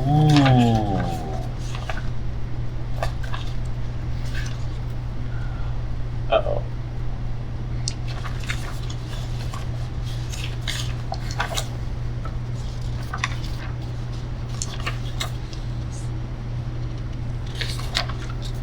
Does a fairly thorough search of the room, but does not manage to find you. He leaves, closing all the doors behind him. And you can hear some voices talking. Did you see anything? No, I didn't. The doors closed. Doors have been closed. The guards do seem on alert, though. Right. And you're not in this room. Right. Let's go ahead here. Let's take a quick break. Sweet. Okay, so we are going to go ahead and move back to Colton, who has just been joined by RJ. This is hard because hours. Colton, RJ, you just rejoined with Colton. Hello there. Hi. We're not here alone. Oh, yes, I know. I'd say there's probably at least two other groups. I'm whispering, kind of talking quietly. It's assumed you're not screaming this out. Yes. Yes. I say there's at least two other groups. Dask is here. We got people lurking around on the roofs, and we've got a big old sky drake just flying regular routes above. Oh, I missed that. Well, the building over there, besides having amazing value for this part of town, actually, is it's had a particularly unnice woman at the front door, but also a changeling on the top roof, on the top floor, that made me. Oh, yeah. Well, all right. This is a pretty metropolitan area. You know, seeing somebody walking through alleys is not the weirdest thing in the world. Oh no! It made me checking on the window. Oh shit. Yeah. Well, then I guess have a seat. Try to act inconspicuous. The tea here is great. Okay. Over time, you start to kind of point out the different. You are now made aware of the other two kind of watching there. Cullen, Brock hasn't seen. Brock has not really seen much. It's still daytime. Hasn't seen much. In addition, no alarm bells going off. You know that somewhere D is inside. You do notice that spire drake, which is about the size of like a house cat, right? Kind of just every so often flying past. You do note after a bit that there, it does seem to have like maybe putting some focus on it. You can see that there's like a note, some sort of rolled up parchment like attached to like its leg, as it goes back and forth. Okay. You're not noticing. So, do you want to anything new you'd like to do, or are you going to maintain what you're doing? Is just No, I think he's just going to stay here and watch the alley for whenever Adelaide might come out. Yeah, every so often you see like it's like a servant of some sort, like maybe bringing out some trash. You see, at one point the big doors here to the stable, okay. open out in the alley, and you see a young boy has a big old like shovel filled with dung, and he just like dumps it in the back of the alley. Aw. And you see that he starts like shoveling. I guess not shoveling. He's carrying a bucket full. Like every time I kind of pour out like a bucket of dung and then go back in, and this process repeats. Okay. Young stable boy. Yeah. So. Okay. All right. We are going to move real quick back into Cook Anna has prepared you a nice meal and has kind of wrapped it up, some cheeses and some breads. She even gives you a small coin pouch and tells you, take this. This might be able to tide you over a bit. You should, but unfortunately, with no experience, I'm going to recommend that you should try that place I told you down in Lower Tavix. Nice family, always looking for someone to clean up here and there. It's a mod job. That's where I started. Thank you so much. I'm sorry. She doesn't have Braille accent. My apologies. Yeah. Whatever. Thank you so much. Says that much more insufferably. But I couldn't possibly take your money.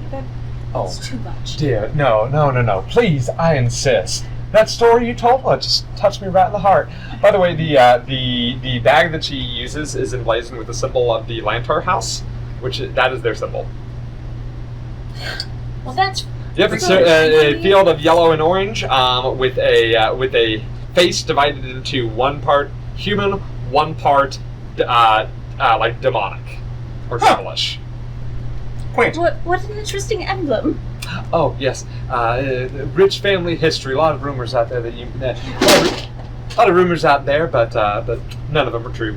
Oh, well, thank you so much. And she will lead you to the back door and send you on your way. Okay.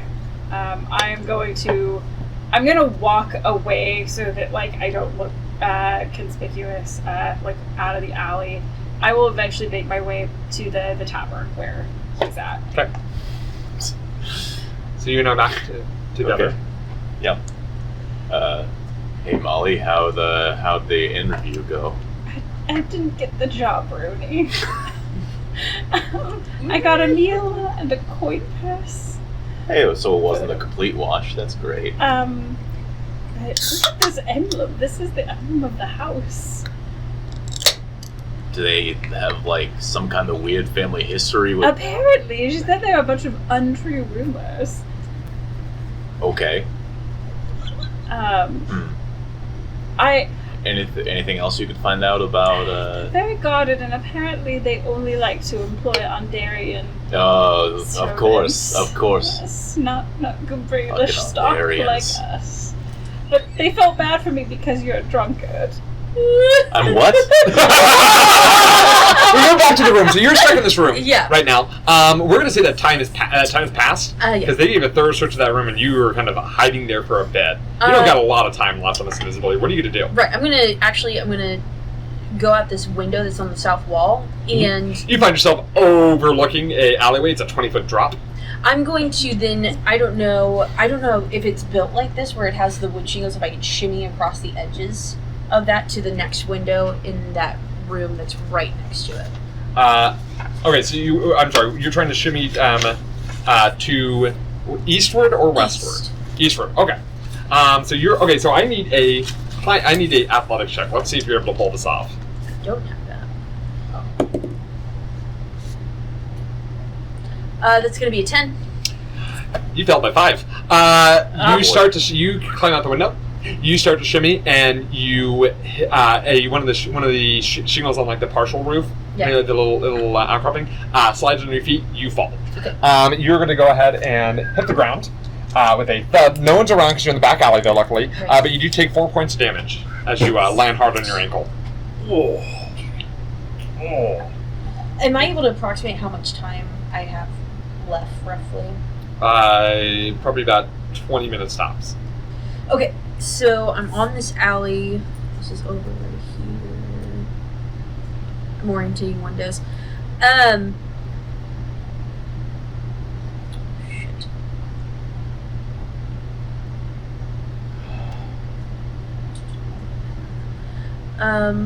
And there's no windows on the ground floor. There's Wait, this there is. large stained glass Yes. window that you see up against the on the back. I would like to look through that to see. It is stained glass. So what I'm going to need is I'm going to need a perception check. It's going to be a DC 20 trying to peer through stained glass, like this kind of foggy stained glass, to see if you can make anything out. Perception DC 20. Support. I don't get it. I get a. You don't get it. So you're trying to peer through, but it's just not. It's not made for viewing through. It's made for letting light in. Is the window able to be unlocked? It's not. Oh, okay. It's a large stained glass window. I'm gonna go to the servants' entrance. Sure. Where sorry. Sure. You see at that point you see the doors open. You see we're kind of back in time just a hair. You see Molly is being said goodbye to by a portly woman dressed in a chef's outfit. Before she closes the door, I want to try to slip inside. Okay. Stealth check. Let's see. 11 plus 1, 12, plus 14. Yeah, you're able to get in. You're sitting in a pantry. Door closes. The cook. You see the inside. There's a man, head butler Buttersworth, cook, Chef Anna. Chef Anna starts talking to Buttersworth, saying, "I just hope the best for that girl. It just breaks my heart, but we can." And Buttersworth goes, "Well, we can't allow outsiders in here. The lords would never allow it due to their idiosyncrasies." And she goes, "The idiosyncrasies, I know. The children need their dinner." And she goes, "Yes, they're plain white. They're plain white bread with their plain white oatmeal, as per usual." And goes, And she goes, "My kids would never accept that." As she walks back into the kitchen, Buttersworth goes back to I'm inventory. going to tail her to try to get through to the kitchen door. You're in the before kitchen. it closes. She goes back to stirring a pot of what appears to be oatmeal. Yeah, and in the kitchen, or the place I presume is the kitchen, there's another door. Is that open or shut? I'm sorry.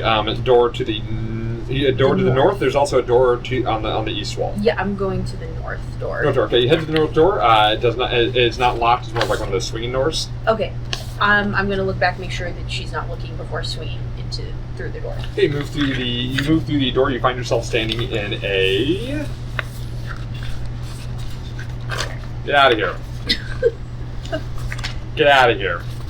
Give me only what I want. You find yourself standing in a laundry room. You see that there is the headmaid Helga is currently doing laundry in this room. There appears to be a servant stairs. That tiny staircase. Yes. I would like to go up that staircase. You head up that staircase, moving quickly and quietly. You find yourself back up on the second floor. I'm going to, at the top. The halls here are not quite as nice. It's still like nice construction, but there's no like gilded paintings or fine filigree across the wall. You seem to have entered the servants' quarters. Servants' quarters. Okay. I'm going to go to this first door on the to the east and north, the northeast door. I want to listen through it. Okay. You listen through. You hear nothing, from this room, from this door. Is it locked? No. Open. It's a simple bedroom. Nothing. No. Okay. Then the southern door. Okay.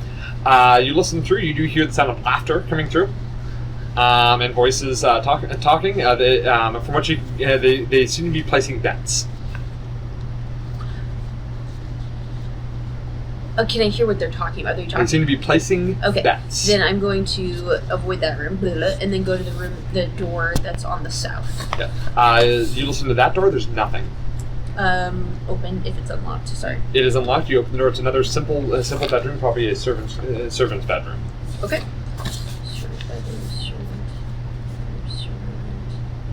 Back down the stairs. Okay. And then you're back in the laundry room. Helga is time check. How much time would I have left? You don't have long. Okay. One more room then. I'm gonna look out into this big room with the fireplace. Sure. You crack open the door there, trying to look into it. What you see is a great hall. 2 iron chandeliers hang from the dark mahogany ceiling above a long dining table carved from red larkwood. Chairs surround the table with a particularly tall and elaborate chair on each end. Lining the wood-paneled wall are tapestries and locked wooden cabinets that contain fine dishes, silverware, and candlesticks. A fireplace with a black marble mantelpiece has a framed family portrait there. You see it depicts 2 men, one being Lord Elias, the other being, who you can only assume would be Lord Elias. Depicts, along with 3 young adopted children, two girls and a boy, 3 children and a dog.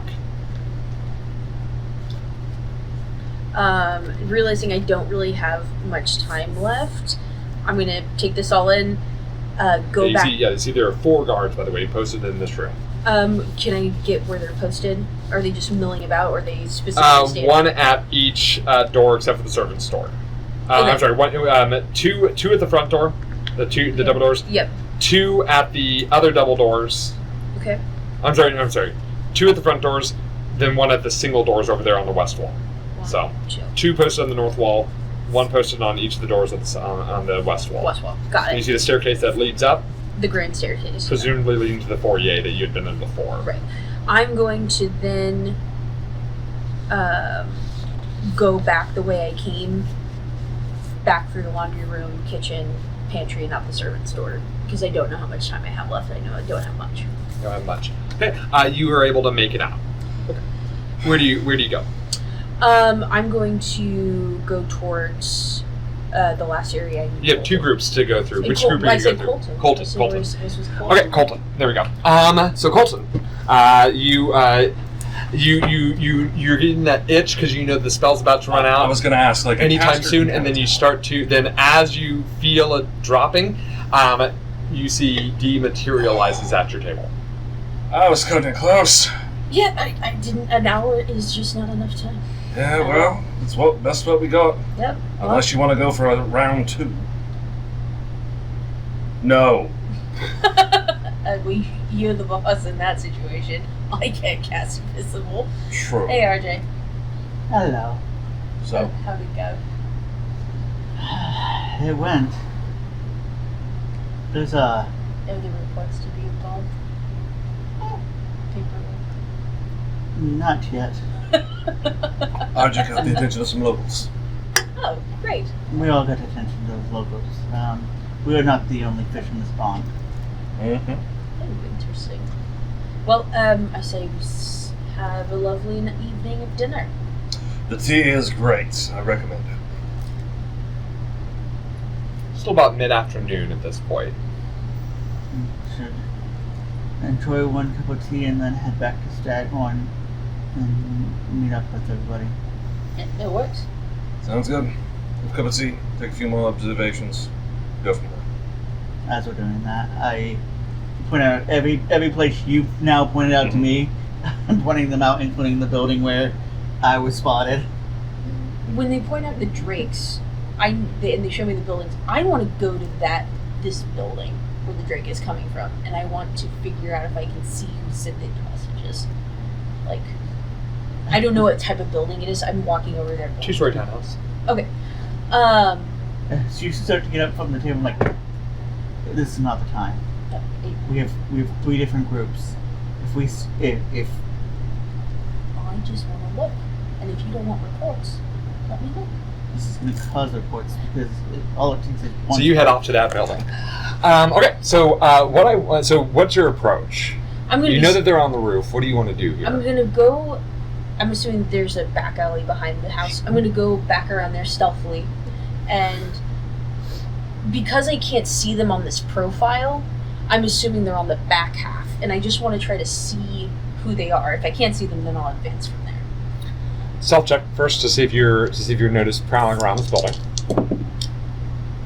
18. That is definitely not landed. 4, 18 plus 4, 22 Yep, you're good. plus 2. Okay, so so you're trying to get you do get a glimpse that there is somebody up on the roof. It's hard to get a good view without being up there, but you do because you know what you're looking for. You do know that there is in fact somebody up there. Okay. I want to. Is it a sheer wall on that townhouse, or is it? I have handholds to try to climb up. That same brick that the other one was made from.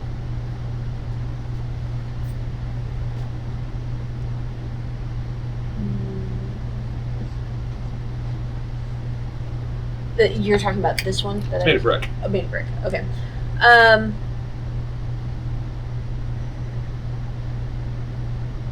Could be possibly scalable. It's not gonna be Okay, easy. so being that I am dressed differently, I'm gonna yell up there like, "Hey, what are you doing up there?" To try to get them to look down. There's no response. You do notice some people though that around, kind of walk by the alley, like give you an odd look. Look, right up there. There's a guy on the roof. He's not gonna. If I can't figure out who it is, I'm gonna point the fuck out. Okay, all right. Someone yelling out there?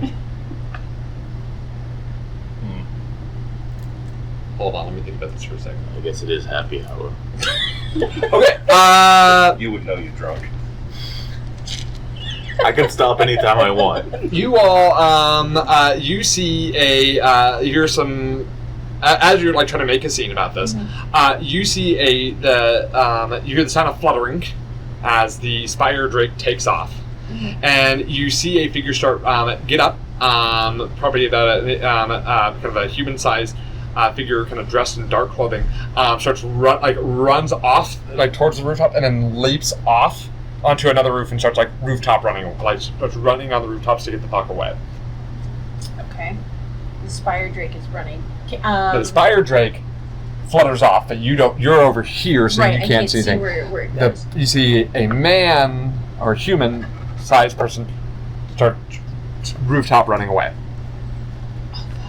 I want to What do you try. do? I want to try to give chase. Okay, so you're gonna go ahead and try to chase the ground. So, okay.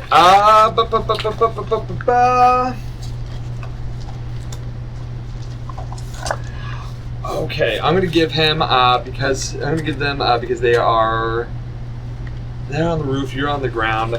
And it's harder to track them, I would imagine, because you have less visibility than they do. I'm gonna give them an advantage of 2.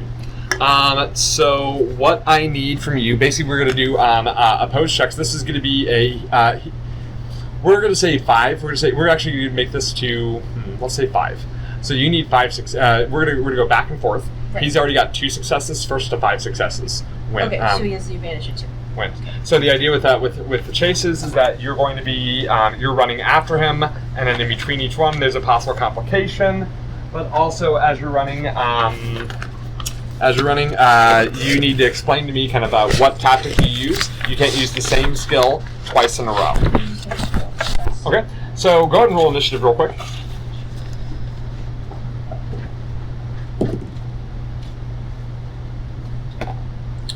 18 + 2, 20. 20. Okay. You are first. Okay. So you're going to go ahead and start running and trying to give chase. So go ahead and tell me a little. So kind of weave for me a story here.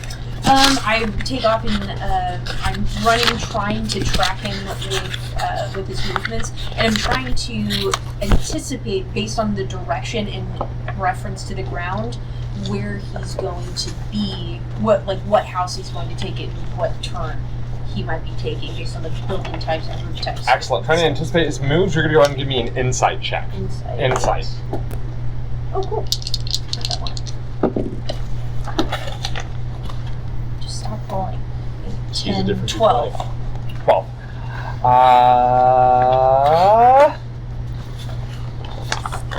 Cheer on the dice instead of making you feel bad about that stuff. Okay, you are with a 12, and I'm going to go with him. 12. That's good. You're able to keep up with his movements. So you have a good idea. You're able to keep up with his movements. What you are. Okay, excellent. Here we go. Now I got all my notes in place. What happens though to him? Okay, he is going to try to realizing that you're kind of keeping up with him. He's going to try to fake this man. We're going to just call him a man.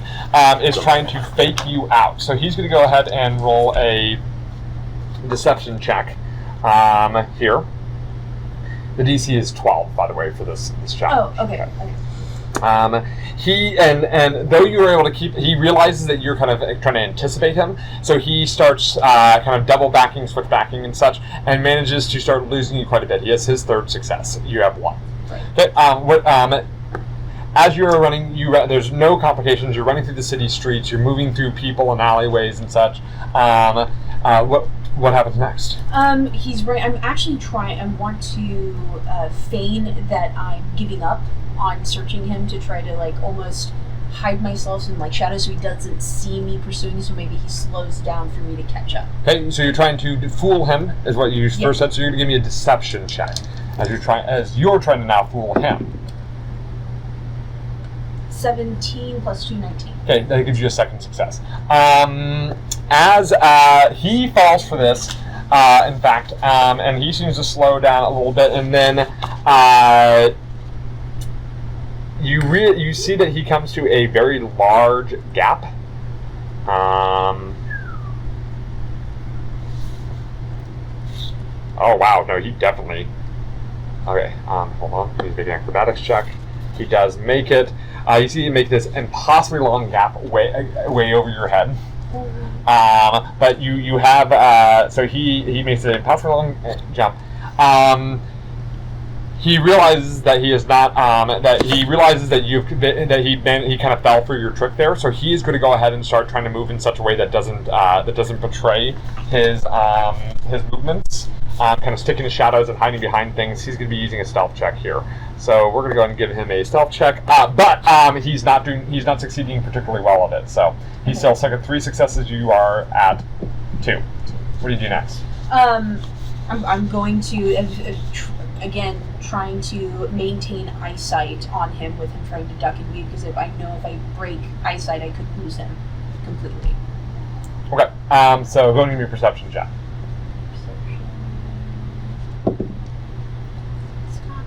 Whoops. Ugh. 7 plus 2, 9. No. You're having a really difficult time. So he's gaining some ground. Part of the roof collapses underneath him. He does manage to keep himself from like slipping on a bunch of tiles and like hitting the ground, like he's holding on. And he manages to kind of pull himself back up. He is going to go ahead and try to start making longer, like these more impossible leaps to try to just get as far away from you as possible. I'm going to give him an athletics check. He managed to succeed. He's at 4. Yep.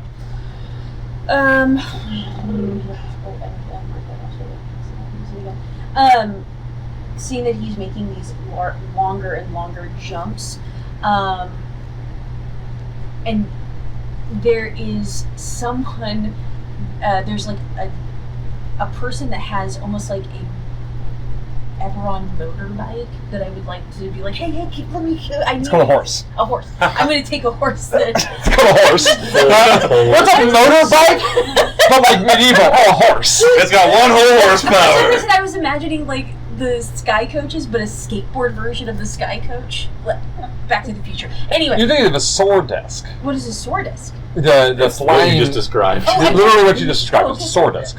Yeah, it's a floating green. You've seen these before at the the incident with the fireball. The mages, the police came in on sword discs. Is that not available? It's a horse. I'm just wondering because that's what I was going for, but I did not describe it. Okay, so so there's somebody with a sword disc going by. I'm like gold. I'll give you a 5 gold for your sword disc. I need it right now. Okay, persuasion check. Would this be considered negotiation? Because it changes if I have it before. Yes. 14 plus 1, 15 plus 2, 17. Okay, they're so caught off guard by this that they just take your gold and go, wait, what? Wait, are you police or something? And then and you start going up. So this that gives you a success, and you're now able to be more rooftop level. Sweet. Okay, they only need 1 success to win. What they're going to do here is they're going to go ahead and try to they're going to. They see you're now up and moving around. They're going to go ahead and attempt to hide behind something again. No complication, by the way.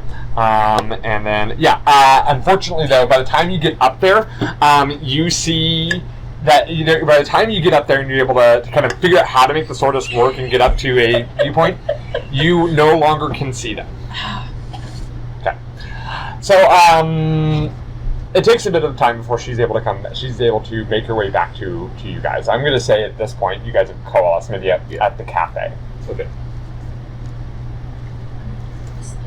I told you this tea was really good. It is good, I have to admit. Good scones, too.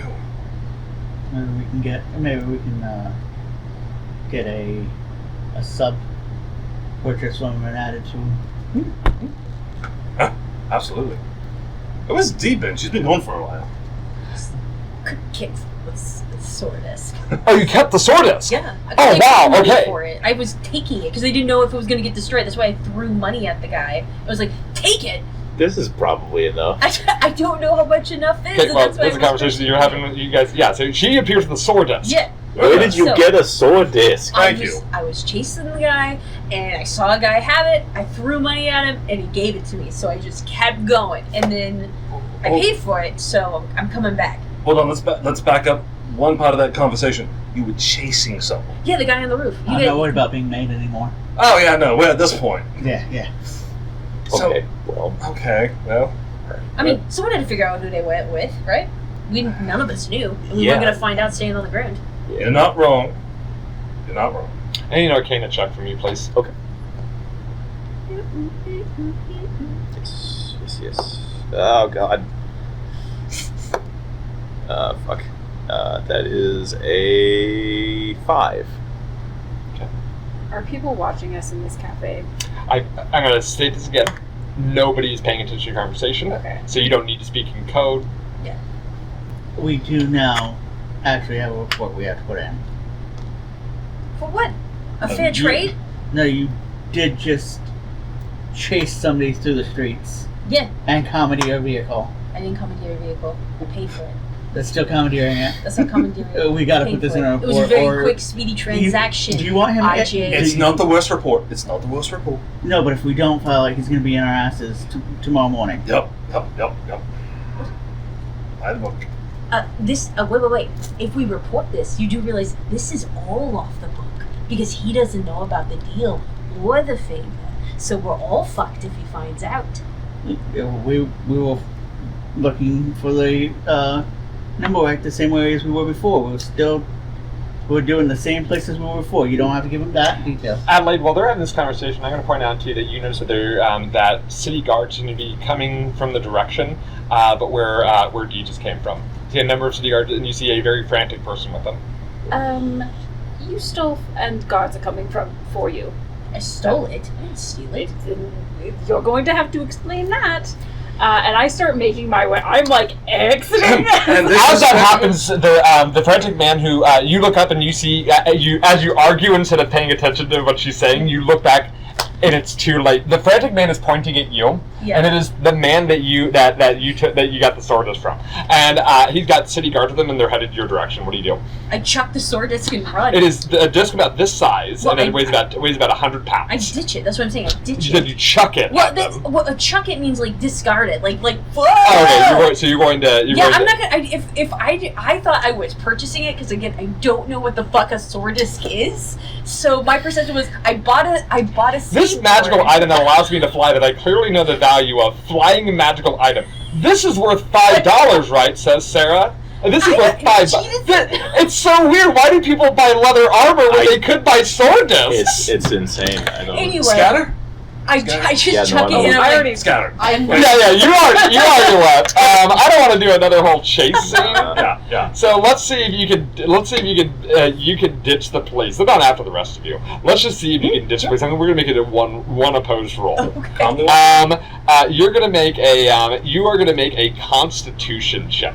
Okay. This is not representing like your ability to hide or how fast you are. This represents how long you can run from people because the guard presence actually is strong here. Right. It's not like where you were raised, where the guards don't give a shit what houses they don't patrol. Here, they care. Do I get any benefit? No. Oh, I'm sorry. Continue. Do I get any benefit from the fact that I can move through the city without being seen? No, because you are seen. Okay. Because you start off in the position of being made, so no benefit on this. Okay. Yes. So, Constitution check, flat. 12, 13. I got a 17. So, Oh boy. here's how this goes. You are you're an hour. This takes up about an hour of time. It's about you are you're not arrested since you ditched it, but you are fined a total of 20 gold for theft. With that, you could buy 4 sword discs. So is that an expense report? Do we write that No, off? I didn't even leave the dining. You're I just literally sitting there like- I just started writing. Like I started drinking and started writing. Like I'm just like I'm just. You see, this is always my fear with skill challenges. Right? I'm like, yeah, you go and make up the fiction, and Sarah's like, oh, and I get this powerful magic item for 5 gold in the fiction that I just. I don't know. I saw it. It's in there. Like, oh yeah, okay, sure, yeah. I did not. Hey, Will, is there a magical motorcycle I can just get for a DC 12 check? I'm gonna pay him 5 gold. 5 gold, yeah. Because again, you keep telling me that Victor's throw around 5 gold when it's sometimes like a year's worth of salary, and so that's why I was like, oh, it can't be that expensive. We're like, this guy just has it, and because that's what I was imagining was a skateboard. This guy in a super rich area. It's Because I was like, saying, I was looking for a skateboard, like a hoverboard from Back to the Future. That's what I wanted. I didn't realize it was gonna go like up in the air like an airplane. You I was think a imagining hoverboard would be $10? In the future, it is. it's not the future. Okay, so we're gonna on that note. On that note, You guys have got your surveillance, and what we're gonna do is, where do you guys plan on meeting? Like, were you guys planning on staying in the area? We're gonna get back to White Horn eventually. Okay, so because I need to lay this on a note that White Stag, so I can understand. So you guys head back to White Stag. It's starting to get a little dark by the time D eventually gets there, along with RJ, who had probably just hung out and waited until that whole mess was over. Mm-hmm. After properly chastising D along the way, I assume you properly chastised D along the way. After I got it, because I assume I actually had to turn the paperwork in. So yes. Yeah, after properly chastising D, you guys find yourselves in your quarters at the White Stag Manor. I'm back to looking myself. I didn't get a whole lot other than they're guarded. They're very guarded. Only on Darren's apparently allowed to work for them. shock. Is it shock? Their kids are like always inside, like Eating white foods. Wait, It's what? oatmeal, plain bread. White things. It's weird. Like they're very kept. The captain of the guard, Robaz, is a hot ass, and the groundskeeper, her sleeps all day and works all night. Which is also, why would your groundskeeper work all night? My date! And I'm running upstairs to put the light in the window. Okay. The house colors are yellow and red. Half like demonic face. Oh yes, and this is I'm gonna show on my way I gave the gold to like homeless people, but I took the bag and kept the bag. Sure. This is the emblem, which is creepy. And apparently tied to some rumors of their house. Do we know anything of the emblem? Give me a culture check. I should stop asking this question because I am Can I not as the one well? to do that. You already gave a culture check about the House Lantern 2 or 3 sessions ago. Did I? Oh. Am I still singing to myself at this point? Yeah. Okay, so 14. Sorry, 13. Damn song, goodness. The RJ. I mean, There were rumors of rumors of a fair amount of tieflings in the Lantern family. and of course rumors that accompany that with like they must be consorting with devils and such, but Demon or devil fuckers. sure, or fiend fuckers because the Eberron devils and demons yeah. is fiends. Got it. Well, it's at least something. But we realized that we were definitely not the only teams on the block there. Yeah, I saw that there was a spider drake going over back and forth over the. There was Dask is there too. Those floating, watching eye things we saw in the sewer when we went to the holdout. No shit. Bunch of them floating around the alleyways. And at least in the big house in the back, there's a changeling that definitely spotted me. And you said the maid had switched her accents up. Yes. She wasn't consistent with the accent. No, that's no clearly sufficient changed rule. it. And then, like I said, the changing, and whoever had the Drake definitely made her too. So it might be worth thinking about changing up the plan of us trying to get it in the first place. Might be worth trying to take it from the takers. Taking it from one of them might be easier. Or infiltrate when they presumably infiltrate, but as them. Oh, like we set ourselves up as. Like, possibly we could go with Dasko and try to blend in, but also so that if we get caught, it looks like it's Dask and not us, so that we are not us taking the blame. It looks like Dask. But we also know some of the players now, so if nothing else, we maybe will track the other ones we're dealing with back to their place from that center now. We were trying to figure out the other players. We at least know where some of them are going to be. You mean that we know that they're going to be Monitoring that place, so... We don't know if or when they're gonna make a move on it, but I was waiting for somebody to bring that up, so I was just ding. they might just be observing. right. Did you find out anything? Oh, you're not here. You. I don't. I'm waiting. Yeah. I wanted you guys to talk for a bit since I had. Oh, okay. Wonder if Dee found anything. Sarah, your character has information that you need to know to be able to make this, so let's just keep yourself in the room here. Yeah. So you do your light, you're done. Okay. Well, one of the brothers seems to be, like, very fretful of the fact that the Nimble Red blew up an entire city block. He did not seem to be on board with that idea at all. So okay, so they do know about it. Oh, yeah, they know about it for sure. And his brother, the other one, Elias and Helias? Yeah. Helias is the one that wasn't in the room. And he's the one that was, like, saying, it can't be traced back to you, blah, blah, blah. But he wasn't in the room. The orc said that's what he said. Okay. And so, but Helias seems to be the one that's, like, okay with the explosion to get whatever it is they got. Little more means justify the ends. Yeah, this one Or is... ends justify the means. They talked about the kids for a bit. I mentioned them, but... You see the Nimble right while you were in? Oh, yeah, it's there. Oh. It's definitely there. So. Okay. Alright. And he seemed to be ashamed when Elias was like, why did you do that? And he goes, wah.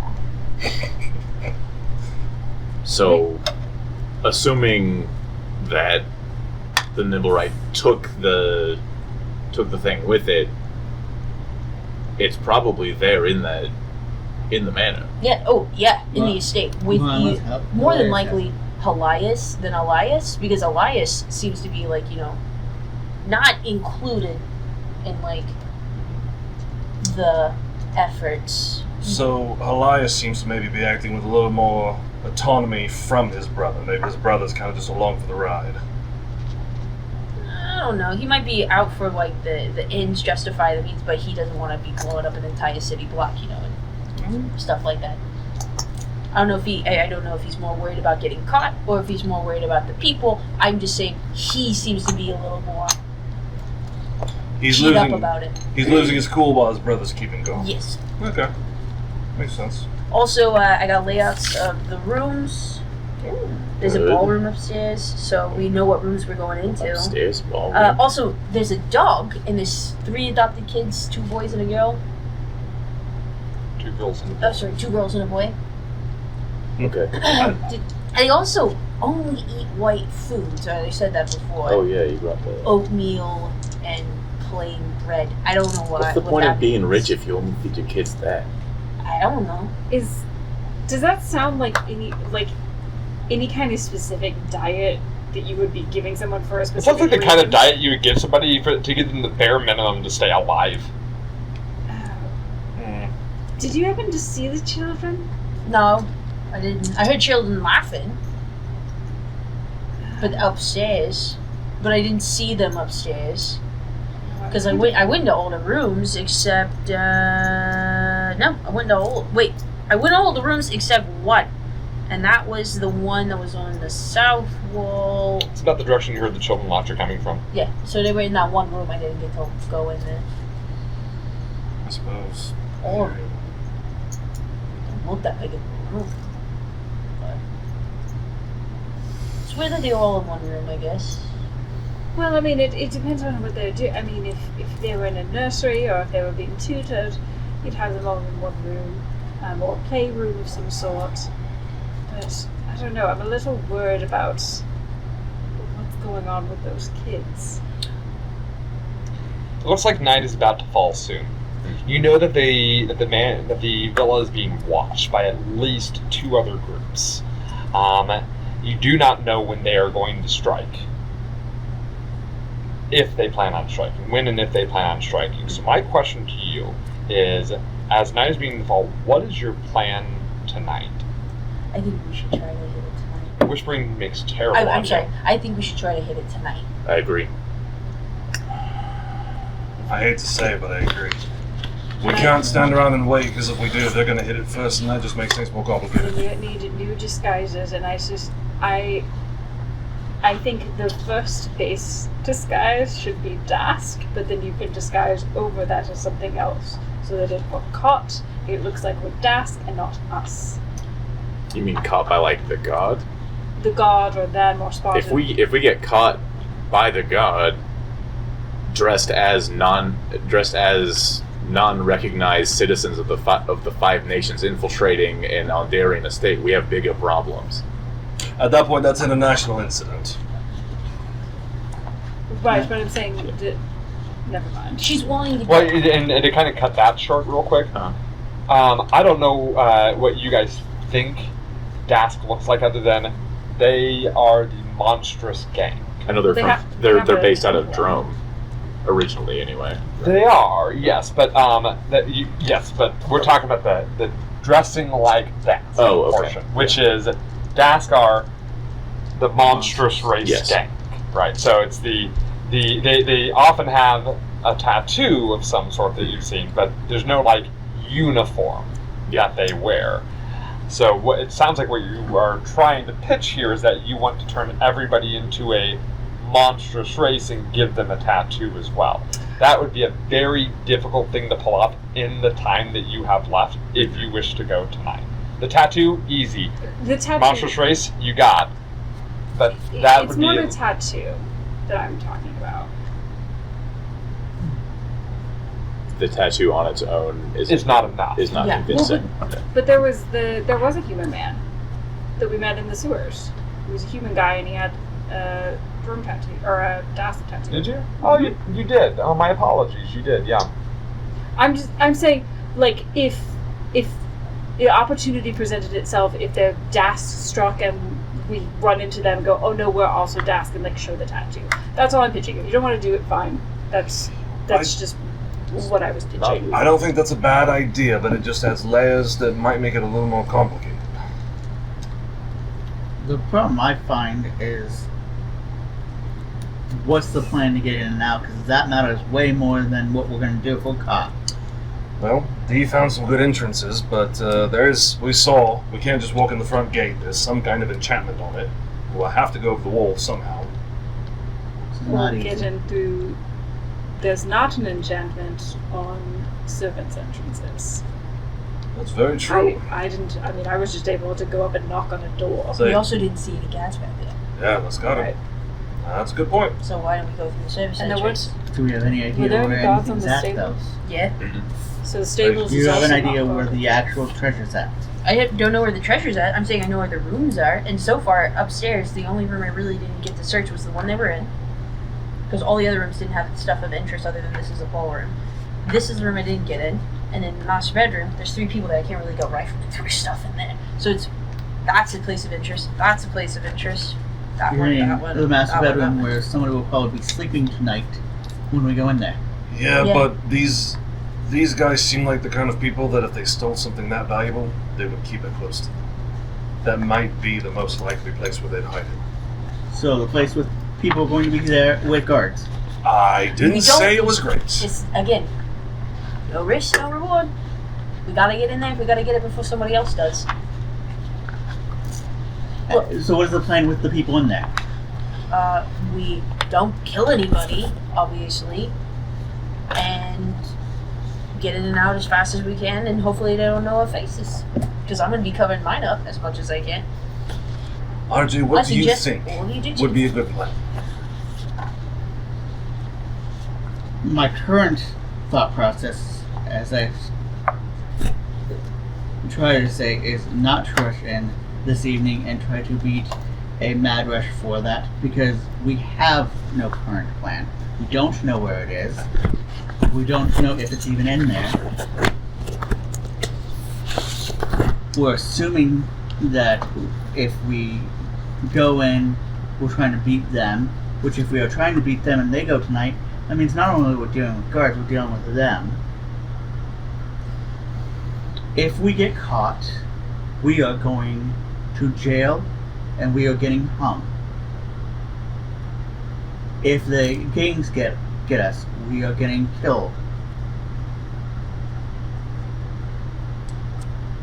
So what do you suggest then? More surveillance? More waiting? Truthfully.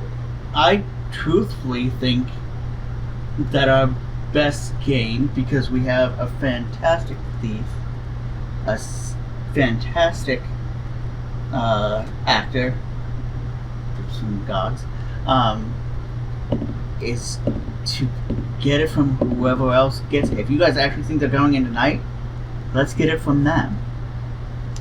Listen, if I don't know what about Dask wholeheartedly, but I don't think they're in the business of leaving people alive. I think if we go in, we're not going to kill as many people as they do, even if we kill somebody. I think it's a benefit that we do go in there. There's also kids. I really don't want gas around kids. That's just me.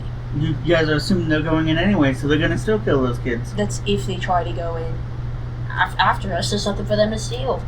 Also, there will be a huge report of something being stolen. It's not like they're gonna hush it up that someone broke into the estate. But the concept is we have to go this evening, tonight, because they're going to go tonight. Because no, I didn't say they would go tonight. I said we now know that the party's involved, and we should go tonight, so that way we know we're first, or at least tied for first.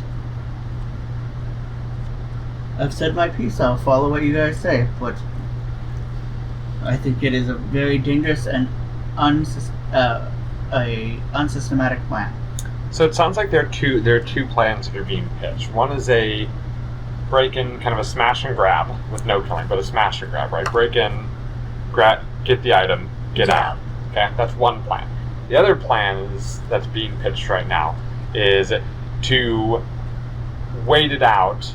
Find. I assume you're suggesting go there and watch and like do night surveillance. Watch for this night, yeah. To see if somebody else takes it, and then hold back, and then instead, if somebody takes it, assuming somebody takes it, and then get it from them afterwards. So it sounds like these are the two separate plans. So what we're going to do is because we're out of time, we're going to go ahead and bypass the discussion, any further discussion on this. We're going to do a vote. So, if you are in favor of going into the house tonight, raise your hand, please. Okay. If you're in favor of surveilling the house further into the evening to see if somebody else takes it and then tailing them, raise your hand. Okay. The conversation with the group takes a while, but eventually you all come to terms with this decision. Okay. So,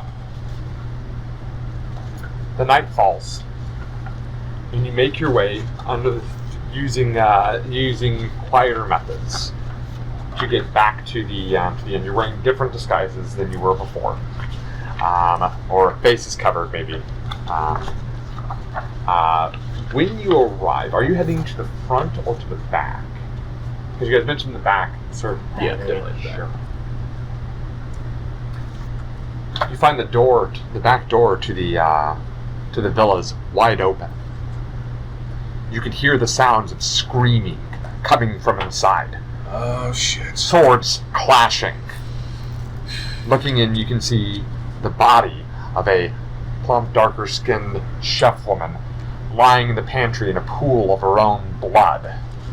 And from the inside, you can hear the sounds of more killing.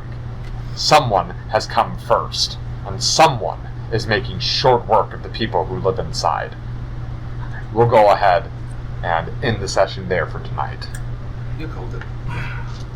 Okay. All right, that's the end of the session. Sorry, I was like, No. Like, okay, cool. Sounds like, Cassie, how is Adelaide feeling about the events of today? Well, where we just ended, I think she immediately, there's seeing an innocent, kind woman in a pool of her own blood is guilt for not being able to save or protect these people. And worry. I think she was already worried about what's going to happen to Isan and Galali and the House of Lords are drawn, and now this household is also on her shoulders and in her mind. Okay, I can definitely see that. Colin, how's Brock feeling about the Brock has no love for Onder, certainly, but he has even less love for Dusk. And so I think he sees an opportunity here to strike, to maybe hit back at the same people that have been causing so much trouble in Malian's So you're Cave. itching to go in, like, I almost imagine, like, is Brock, like, kind of the, oh no, now we have oh damn it, now we have to bash some heads. Yeah. Well, that's unfortunate. Brings out Lucille. The barbarian's like, oh, shut up. It's the meme from It Hot hadn't Fuzz. come to violence. It's the meme from Hot Fuzz loading the shotgun. Shame. Yeah, exactly. So, alright, Dennis, how is RJ feeling about today's events? Frustrated because the planning concepts are all over the place, and it seems like everything is half planned without any real.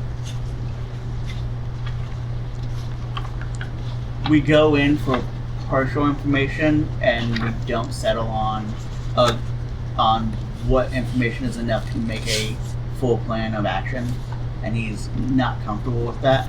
Sure. He's just a military decisiveness. That's why he has friends that did, the recon and then the planning, and his job was to go in and finish the job, and that's not what's going on, and so he's lost without having steps 1 and 2. So that's interesting. This is why I think that's interesting. And I'm not going to tell you you're wrong. What I am going to say is, they are military trained reconnaissance. So it's the. I would almost wonder, is this in in RJ's mind? And I wonder if this is, and this is just a curious question for you, I suppose.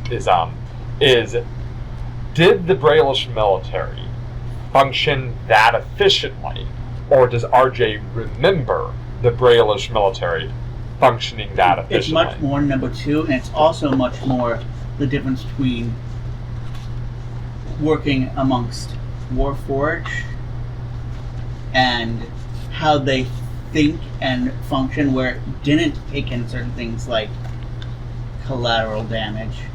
People, because the objective in this, it wasn't about protecting these people. Yes, he cares about these people, but these people aren't Breland. So it wasn't about protecting these people. And so there's other factors that are involved in their concept that he's not used to calculating. Gotcha. Yeah. This whole morality thing causes a weird issue. And he's still trying to understand that in his own evaluations. Yeah, that makes a lot of sense. Yeah.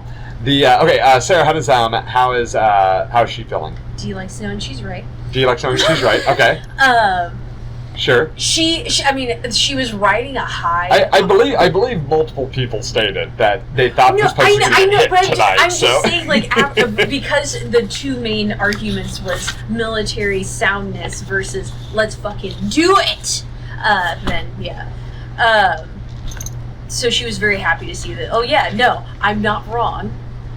But I'm curious how. I still don't know how to say This hasn't completed. You've only just watched the beginning of the situation. I'm right. We haven't gotten it yet. Again, I'm right. This is D talking. That is You're D. asking how That's true, D that's is true, that's true. feeling. D's like, fuck yeah, I'm right. Look at the evidence right here. Yeah, look at these people dying. Because she's also riding a high from that sword. No, it's a sky disc. Sky disc. Sorry. And the chase Sword with disc. the guard. It's sword disc. Sword disc. So, Sorry. Oh no. That $5 sword disc. gold, 5 gold. It's the pink hoverboard from. She's all I wanted. She's very inside. She's like amped up on an argument, and her side won. And so, like, here's what I imagine: like, she's walking in the door of this place where this battle is going on. She's like, "Told you I was right, motherfuckers!" And it was like, we thought that this place might get hit tonight. That was definitely that. I was right, motherfuckers. 2 middle fingers, and she just storms into the house. People are dying. Let's get to killing. People are dying. Stab. And Connor, how does Colton feel about this? So a few different emotions, kind of depending on. For one, loving feeling like this was a session. This was spy shit. This was secret agent. This was spies. Like, this felt good. Like, this felt like the real essence of what the campaign, like what we envisioned. Like, this was 5 well-trained agents doing their thing. That felt awesome. That's how Colton's feeling? That's how Colton enjoyed it. He likes the covert stuff. Okay. Yeah. He always wanted to be a Dark Lantern. This is like, this is the spy. This is like, he was sitting there reading a Castor Galloway novel the whole time. This was the spy life. Yeah, we don't play spy games at all. So this is like kind of one of our first attempts to really try this out. And I think it was fun. You guys got a lot of good information. You found you ended up with a lot of questions that you don't, and a lot of information you don't know how to process yet, or like you don't know how it fits in yet. And so it's just like any I imagine any spy game really. There's every plan survives right up until first contact. Yeah. Right? It's like we have this perfect plan, and things got really weird. Things got really weird really quickly, right? Who planned on other teams being watchers? You guys weren't expecting that at all, it seemed. And then who planned on a weird interaction with a changeling up in it? What does this mean? Why are the children so weird? What the fuck is going on? Are they torturing these kids? What the fuck is happening? No, worse, they're homeschooling them. As far as now that we are into the night and into the mission, seeing this, hearing what's going on, he feels bad. Because he decided he wanted to go with RJ's plan because he thought for once, no, maybe we do need to back off. Maybe we need to not do our usual thing of kind of rushing head in. So he feels like, oh my god, if I should have listened to D, I should have listened, I almost made the wrong choice. And it's not a feeling of like, this new guy tried to lead me astray, but he's like, okay, well, I do kind of need to stick to the methods that we're a little more used to. Like, it gets results, and in a way, it kind of was the right choice. Run gun. Okay. It's a complex feeling because we just got here. It's not a good thing that people are citing No. It's the part is more the conclusion of like we're right. This is what we should have done. It's like you guys haven't even started yet. How do you know it was the right? We would have been going to the place, like whichever plan we decided on. We would have come here and seen this. True. That's true. No, that's what I'm saying. Like your decision had nothing to do with what's happened this far. Yeah. You guys won't know if you made the right decision or not until after it's done. Yes, like that's a good point. Because your success isn't. Do we reach the door? No. There's never. It's so that's. And I'm not trying to mock anybody. I was just like, you guys are like. Go team! You guys have all my so bad. We needed a win. right. So there is- Well, let's see what happens next week, or let's see what happens in 2 weeks when we come back and see how the Dark Lanterns of Sharn decide to deal with the break-in in the Orlanta Villa. Thank you so much for being here with us today. I know this was a long episode, but hey, we just wanted to really get through this. So thank you for coming us with on this journey. And again, we hope to see you in 2 weeks. In the villa. Yeah! Space. Yeah!